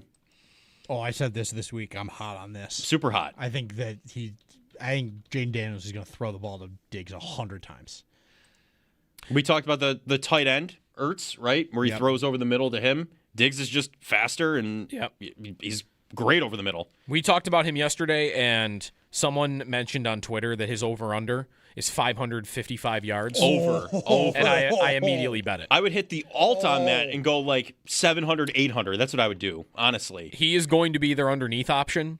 He's going to catch, like you said, he's going to catch 80 passes minimum. Mm-hmm. And I think there is still, I know he is 32, but 1,000 yards last year, not playing a full role because he was coming off of a severe knee injury. He only played 55% of the snaps last year, and maybe that's the same, but I don't think it's going to be less. Mm-hmm. If there is any change, it'll be more. He'll be running more routes, another year removed from rehab and the ACL injury that he had. I'm not sure he couldn't be even a little bit better than he was last year with the Patriots, or maybe he just has to be as good, but if he's playing 70% instead of 55% for the Commanders, and he's running more routes, and because of that, instead of 102 targets, he's getting 120. He's getting to 1,000 yards if that happens. Yeah. The risk would be, okay, yeah, he's a year removed from an injury, but he also is a year older. He'll turn 33 during the season. That is old for a wide receiver. And I think the biggest counterpoint to him getting to 1,000 would be he plays for a team right now where it's, like many, all built around the quarterback staying healthy, and that quarterback couldn't stay healthy last year. No, we're batting 500 on healthy seasons for Jaden Daniels. Right. So like, just comes down to whether your quarterback's there. If Jaden Daniels is on the field, I feel like Diggs would get to 1,000. If Jaden Daniels is not, then he probably will. Yeah. It'd be hard for him to do it. Mm-hmm. Yeah, I agree. I'm hot on him getting to 1,000 yards. I think he will. So Zach Ertz 2 years ago, who was catch it and fall down guy, and that was it. He almost got to 700 yards at 34 years old at tight end. Right. With zero ability after he caught the ball. No yak. I mean, I just think that's the floor for Diggs for me. Mm-hmm. And that's 100 yards above his over-under. Mm-hmm. Yeah. Stephon Diggs. That's did hot or cold. Did we go hotter on all of them? We were hot on all of them. We did. I think it was a day of good football takes, I guess. Brought to you by Belknap Heating and Cooling. For more comfort and less ka-ching, give Belknap a ring. So Diggs is gone. I mean, the Brandon Cooks idea is still out there, if you're still into bringing a former Bill back. I still like that idea. I think he elevated your team already last season to the point where they were taking shots down the field. Well, I mean, realistically, where do you put him at this point, though? Like, if Skylar Bell's getting in there and he starts getting involved and they like him, and Keon's still injured. Yeah. The only way he's on this team is if they traded Keon Coleman. Yes. And does anybody expect that to happen right now? I mean, I argue that they shouldn't be close to it because you could just sign Brandon Cooks. But I don't think that's happening. So if that doesn't happen, right, Palmer getting cut. That'd be the other one. We did talk about that going into training camp because Palmer had dealt with an injury during minicamp and in the spring, and that happened last year and earlier in his career. So if you can't stay available and the Bills could cut you and save a couple of $1 million, why don't we just give that couple of $1 million to Brandon Cooks? Like that would have been the path. But so far, I mean, look at yesterday at open practice. Who was the only regular receiver that was actually out there with Josh Allen? Dante Pettis. Well, no, it was. Oh yeah. No, it was Palmer.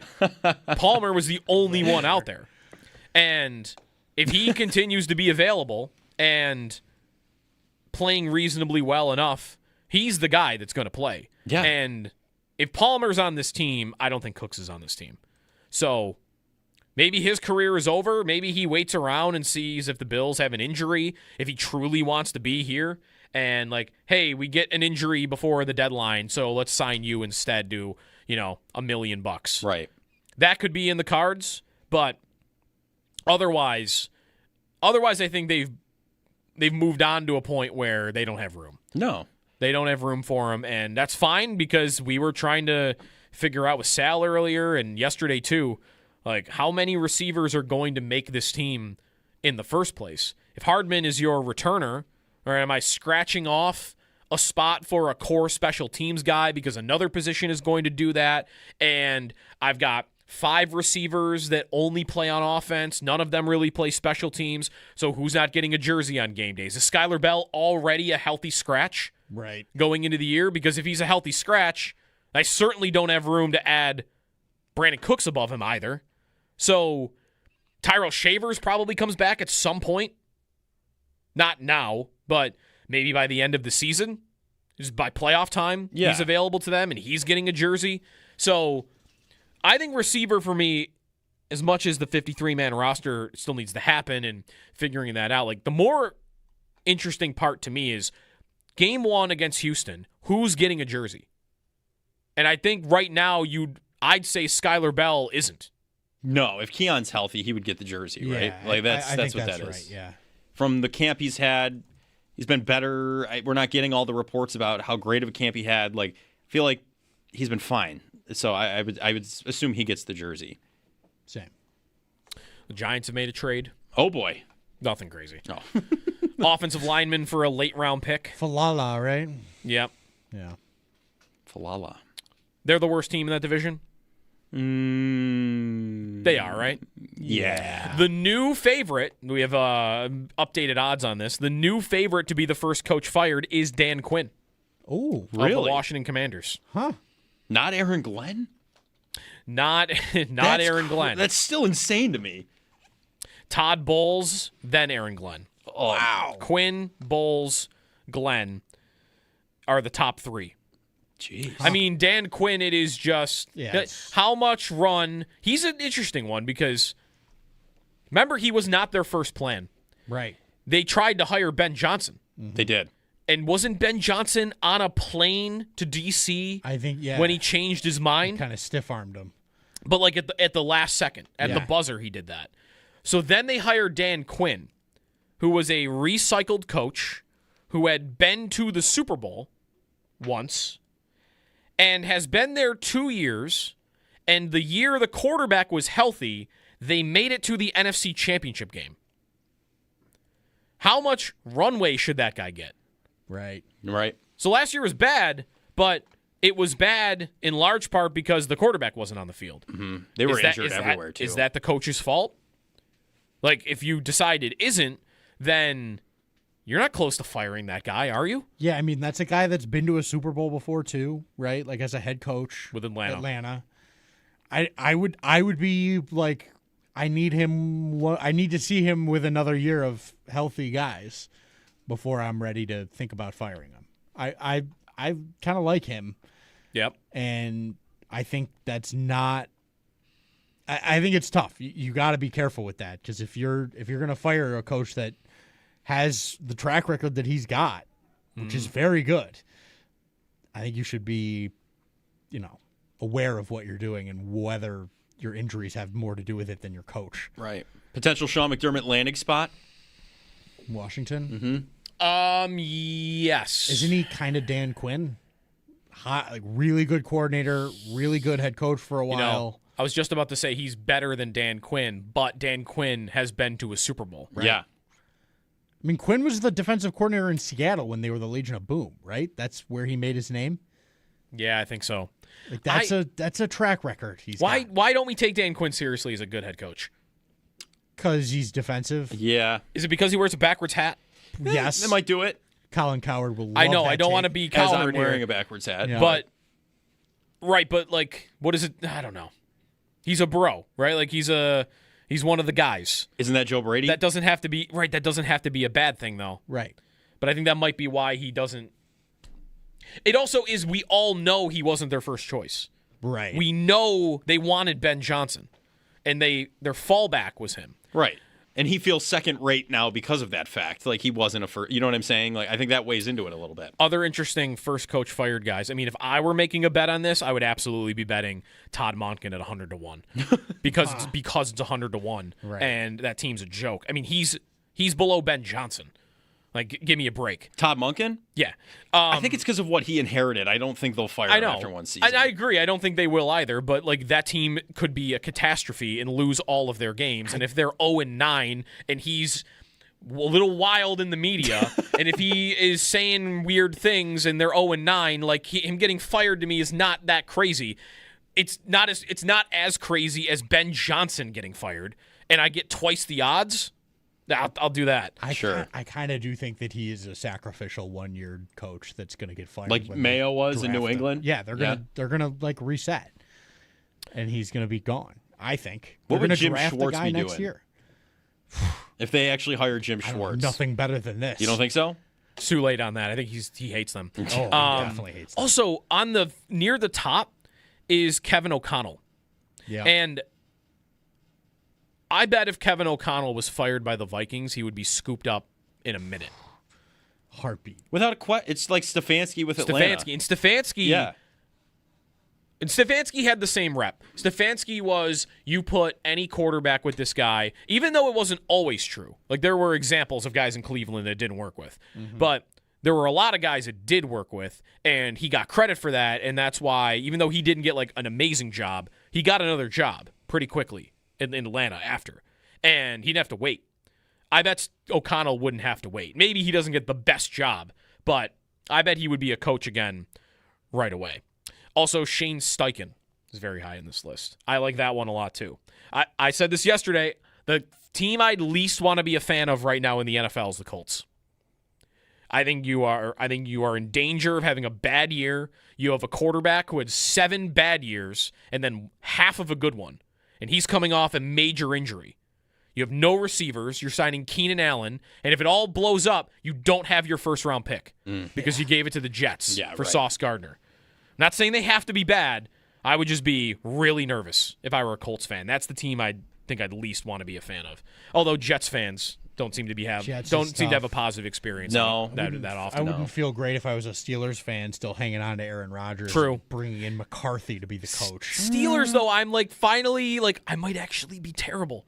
And I could get to draft a young quarterback. Like, I might be hopeful it's finally going to be bad. I don't think it's going to be that bad. I think it'll be what it was, if not maybe a game or two better. Right. I think that's horrible. Yeah.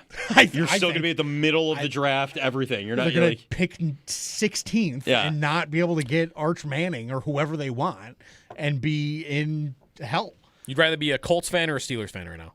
Steelers fan. Oh, I mean, no. I'd rather be a Colts fan. Steelers fan is just more of the same, I feel like. You got Daniel Jones, who he was good last year. Rodgers was not that good, but good enough to win you some games and keep you from being a good team. And you fired the guy that was mediocre all the time and hired the guy that made the guy you're about to get rid of good. I would be worried if I were a Colts fan that I'm about to fall into a trap with Daniel Jones. That I'm about to experience a Tua thing. That's horrifying, too. Where, like, a quarterback who nobody actually thinks is that great has an amazing season, and then after 1 year, all the defensive coordinators get together and figure out how to stop him. Right. Yeah. Because guess what? Daniel Jones played 7 years in the NFL, 6 years in the NFL before the Colts and was terrible in all of them. Yeah, and he had Brian Dable running the offense for a lot of it. I'd be worried the league's going to figure out what I was doing to make that work, and he's not good enough for me to do other things. So, I guess I'm really anti-Colts right now. I would listen to your Pittsburgh argument is good, though, because I think the Steelers are just in this endless loop of going nowhere. 803-0550 is the phone number. Who'd you least want to be? Also, we can revisit from earlier the most impactful date in Buffalo sports history that Paul Peck introduced as an idea yesterday at the Jim Kelly ceremony. We'll get to that. If you're on hold, stay there. Fair Foods comes up as well. That's been happening here today on the show. It's Jeremy and Joe. Jeremy's off today. This is WGR.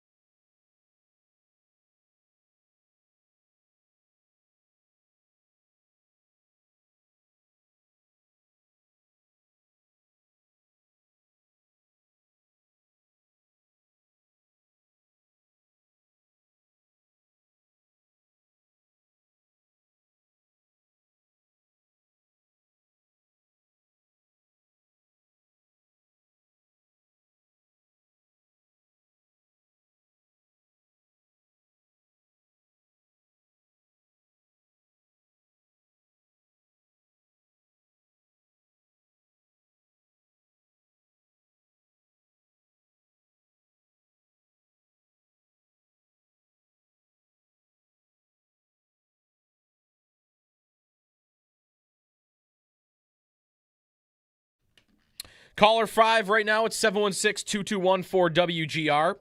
Wins a pair of pavilion tickets, to Wu-Tang Clan at Darien Lake Amphitheater, August 27th, courtesy of Live Nation. Get your tickets now at Ticketmaster.com. Got some trivia in a moment for you. First, let's go to the phones. Dom and Clarence is next up. What's up, Dom? Yo, what's up, guys? I'm a Steelers fan living in Buffalo, and you guys were talking last segment about the Steelers, and I could tell you a majority of the Steelers fans, when I listen to their Odyssey station, we're not excited about Rodgers. We are actually more excited by Will Howard. We think that he's our future, but also like we're very careful because of our past with quarterbacks in the preseason. So yeah, I think this year, I hate to use the term, and we always use it, and it's like our curse is the status quo. I think we're going to be another status quo year this year, but I think if Will Howard takes the reins next year, I think we'll be pretty good. That he was drafted where again? Will Howard? Fifth round? Yeah, fifth round. He was the national champion at Ohio State. Yeah. Thanks, Dom, for the call. That, by the way, does not mean a lot to me because J.J. McCarthy won a national championship, and he's horrible. J.J. McCarthy won a national championship just handing the ball off. Yeah, Cardell Jones won a national championship. Like, a lot of bad quarterbacks win national championships. I was big on Will Howard. He's a Josh Allen comp. That's all I got to say. If you have arrived as a fan at my sixth-round pick from a year ago that hasn't played in the NFL might be the answer, You've arrived where Bills fans were during the drought. You are in your darkest moments. That's exact. I made him turn me on as the call was happening because I was like, if you're calling in to say that you're excited because you've got Will Howard, I apologize, but that is proving my point that you are absolutely one of the worst teams to be a fan of right now because you're talking about Will Howard. Right. Or Drew Aller, who is a third-round rookie. Like, sure, listen, that's your Trent Edwards, right? Like, I drafted this guy in the third round. Maybe he'll be pretty good. None of them are ever good. No. 99% of the time. Pittsburgh. That actually might further convince me that Pittsburgh would be the team I'd least want to be a fan of. I don't want to be that again. Yeah. I don't want to convince myself that Will Howard is the answer. Right. At least with the Colts, I don't think I guess it's a similar problem with Daniel Jones, but at least he's like a starter already. That's, true. Right. I would argue, though, the Colts are not that different either from this. From, like, where the Bills were during drought Bills era. Like, and that Daniel Jones just experienced what 2008 Trent Edwards was. Right. I was just going to say that. He was great. Yeah. But it was a flash in the pan, and then he got hurt. And was he good? Probably not. Like, I don't think Daniel Jones is a good quarterback. I have 7 years that tell me he wasn't. 6 years, I got to correct. He's been in the league for 7 years. 6 of them with the Giants. A lot of football. He was one of, going into the Colts season, I think he might have even been last in touchdown percentage all time for quarterbacks who have thrown the ball as often as he did. Guys played a lot of football. And, man, if Shane Steichen made him into as good as he was last year for the rest of his career, then that dude should never be fired. Speaking of the Colts, I don't think they're that different from like where a drought Bills team would have been. Little bit better version, right? Because they've made the playoffs since Andrew Luck retired. They did make the playoffs once. Mm-hmm. They lost to the Bills. Yes, that's right, Phillip Rivers. So they have not played a playoff game in front of fans since Andrew Luck was their quarterback.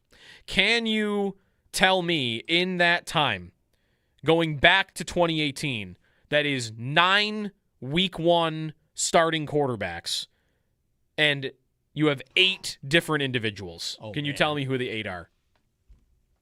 8 week 1 quarterbacks for the Colts in 9 years. Okay, Phil Rivers. Phillip Rivers is 1. Mm-hmm. Jacoby Brissett. Jacoby Brissett is 2.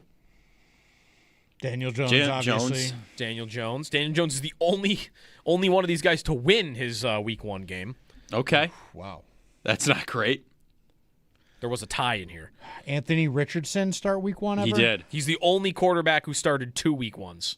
Wow. Really? Wow. Are you serious? Wow. He's the only Colts quarterback That is- in the last 9 years to start 2 week ones. I guess I gave you the other name too because it's kind of the starting point here.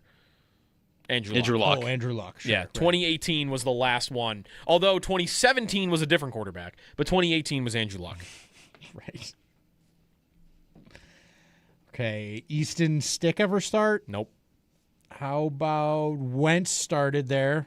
Go to Wentz. That's very good. Oh, Matt Ryan's 2020 final Matt year? Ryan. Matt Ryan, Ryan. 2022. That was the tie. Wow. They tied Houston. Oh, that's right. Yeah. And then I'll give you the last one because you'll never get it. It's Scott Tolzien. What? Was a week 1 quarterback for the Colts. Scott Tolzien. Yeah, 2017. They lost 46-9. It sounds like it. Was that around when Luck? That was before Luck retired, but he was hurt. Yeah, Luck injury. Okay. That was his last start in the NFL. Yeah, I would assume out of 3. Wow. Yeah, that's not a great history. That is something. Is it Pittsburgh? Is it Indy? Who's the most like the drought Bills right now? It doesn't even just have to literally be who has the longest playoff drought. Right, because that'd be the Jets. Because then that would be the Jets. But the Bills during the drought were rarely the worst team in the league. No, They right. picked at the top of the draft like twice. Third when they picked Marcel Darius, and then early in the drought. But that was kind of it. Otherwise, they were always 6 wins, 7 wins. I mean, all the Duran years where they were 7 wins. Who's that? Arizona. Yeah. Isn't Arizona, though, often like the worst team in the league? I mean, they picked number 1 overall, I guess, with Kyler. But that's yeah, going but back. it's not all the time. I would maybe lean towards Arizona here. Raiders, outside of Rich Bisaccia taking over that season. I mean, they just picked first, but yeah. They've just kind of been middling for years. I mean, the Cardinals, I will say, have had 3, 4 or fewer win seasons in the last 4 years. I'm not even sure the Bills did that in the whole drought. Yeah, no. All right, that's too bad. The Raiders, I would say same thing. The Raiders have a lot of these years where they are really bad. I think the Bills also had a thing going where it felt like they didn't exist. Right. They weren't even in the league. Is there a The team we're not Raiders, even thinking I think the about? Raiders probably feel like they're in the league. It's just bad because, Brady is there and you're in Vegas and you've got your giant stadium and like you're a brand. You're talked about. I think the Jets are even that. The Jets are talked about. The Bills didn't exist. Who doesn't exist? But Saints- That's why I feel like the Colts are maybe like a decent Yeah, answer here. I like that. Saints Narlands? post Breeze, maybe. Yeah, that's a good one. Mm-hmm. Like they have not been terrible, but they've not been good. Like this is maybe the best we're expecting them to be since Breeze left this season. Tyler Shuck. And they're probably still not. I'm not a huge believer. I don't think they're going to be that good. So maybe that's a. The Saints comp. in 5 years, the last 5 years, 9-8, 7-10, 9-8, 5-12, 6-11 with no playoff. That's what I'm talking about. Yeah, that's pretty good. That's what I'm That's a talking pretty about good right comp. there. That speaks to my heart. The Colts thing for me is the quarterbacks, maybe more so than even Sure. like the brand or the do you exist part of it. That's a little bit of the Saints too, right? The Bills were always going quarterback to quarterback to quarterback, and like, oh, is Ryan Fitzpatrick a good idea? Like it was the convincing yourself this is the idea. This is the guy that's going to do it. Kind of like the Will Howard caller there about Pittsburgh. Well, even Phillip Rivers was that last season. Isn't that it's more extreme, but wasn't that Kyle Orton for the Bills at one point? Yeah, like I like for this that the team that convinces themselves this quarterback is the guy for us when everyone else around the league goes, you guys are crazy. This is a terrible idea. That brings me back to the Steelers a little bit. Like what Kyle Orton was good for the Bills, right? Bills fans may even look back favorably on his season. Until he just left without saying anything to anybody. What did NFL fans think of Kyle Orton as an idea for the Bills? What a joke. You're not going to go anywhere with Kyle Orton as your quarterback. Right. What would they have thought of Ryan Fitzpatrick coming in as a previous backup to be your starter? Tyrod even. Tyrod was a backup quarterback with the Ravens. Nobody was taking those ideas seriously. Some of them went decently well, Tyrod and Fitz. But, yeah, that feels more Colts-esque to me. E.J. Manuel. Yeah. Right. Well, Manuel was a first-round pick, but that was in a year where no one thought they were good quarterbacks. Mm-hmm. Extendo Sports when we come back, and then we'll get you off to the Northtown Automotive Extra Point Show coming up on WGR.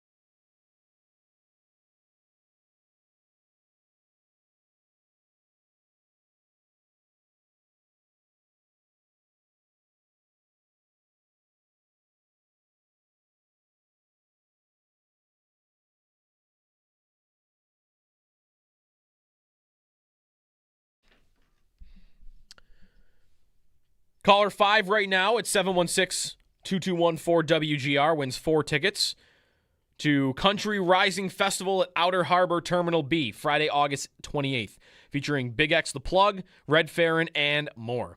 You guys been to the Harbor concert venue yet? I have not. I have not yet. I have in the past been out there. I think I actually might have gone to see a show there last summer, now that I'm thinking about it. Mm-hmm. It's awesome. It's very I've cool. heard great. I want to see a show there. Just texting with my brother in the break, Lou, who covers the Eagles for Locked On Eagles. And we're talking about AJ Epinesa, who is on the Eagles now. Mm-hmm. And for some reason, Vic Fangio, the Eagles defensive coordinator, had Epinesa in coverage a bunch in their preseason opener. Well, he's really good at batting balls. Yes, That's my he is. only explanation. But like one of the plays I'm watching right now is Matt Hibner is actually a rookie tight end that I really like, 4th round guy. Like he's going to be their new Isaiah Likely. They're going to try to make him the new Isaiah Likely. And Epinesa is covering him on a wheel route 25 yards down the field, trying to run with him. Good luck. Like that is. If you watched this guy play with the Bills before, he is not covering tight ends 20 yards down the field. The Bills will probably have moments like that. They did not run a lot of simulated pressure on Saturday, but one of the instances they did, Bernard came off one of the lines and batted the ball away. Maybe you remember this play was like might have even been a 4th down, 3rd down. And on the other side, Bradley Chubb backed up in coverage. And sometimes that's going to be Rousseau. And that's going to look awkward. Yeah. When that happens. Chubb maybe has done that more because he's been in systems like this. Rousseau ever backing up in coverage, like that's what simulated pressure is. Like you're going to have moments like that. You just better hope that whoever he's covering is not running wheel routes 20 yards down the field. It'll be interesting. Very interesting. What the Bills' indeed. defense will look like. All right. What else is happening today? The fair continuing on, of course. More pickle-flavored food items, potentially? I have not seen any more, but there certainly could be. The pickle pie and the pickle cotton candy on a sandwich that came up earlier today. Alvin Kamara is going to miss at least the next month for the Saints with a sprained MCL. So Travis Achan Jr., remember it's not ETN anymore, is going to have that backfield to himself early on in the year. The Saints are, I think everybody thinks they look cool when they pick the Saints to win their division right now. Yeah, pretty much. They're the team for that. Tyler Shuck looked great as a rookie. Their season opens with at Detroit and at Baltimore. Then Raiders, Falcons, Vikings, Giants, Steelers. They can get through those first two games with a win. They got a pretty easy run there. All right. Oh. One hockey thing, real quick. Ooh. Okay. Did you see the Cutter Gauthier report? Oh, I have not seen it. No, what is that? Report. He, unless this was old and just resurfaced yesterday, that he turned down a deal from the Ducks. 4 years, $13 million per year. He turned that down. Well, you just paid my buddy 18, so my price has changed, folks. That's a short-term deal, by the way. Yeah. They have $9 million in cap space. Like they're gonna have to make they got move here. Butchered by that Carlson offer. Yikes. They are in all kinds of trouble. Who are they going to move off the team to clear up space to pay this guy? This is why we need more offer sheets, more drama, more juice. Yeah. You know? Yeah, they've got issues now with what they've got going on. I mean, they've got Granlund at $7 million. You could probably get rid of him at 34. Yeah. Kreider's old, making a bunch of money. Killorn is there, making a bunch of money. Like they've got old dudes that can't play anymore, making more than $5 million, and now they're paying a kid 18. So, yep. Yeah, they got some problems for sure. Locked on Sabres today. Keep an eye on it. Colton Ellis breakdown. Colton Chaos. Let's get that guy above 16 games this year. Yeah. Talk about 25 games. I think guaranteed he'll play 15, 17. Extra Point Show on the way next. Stay tuned. We'll talk to you tomorrow here on WGR.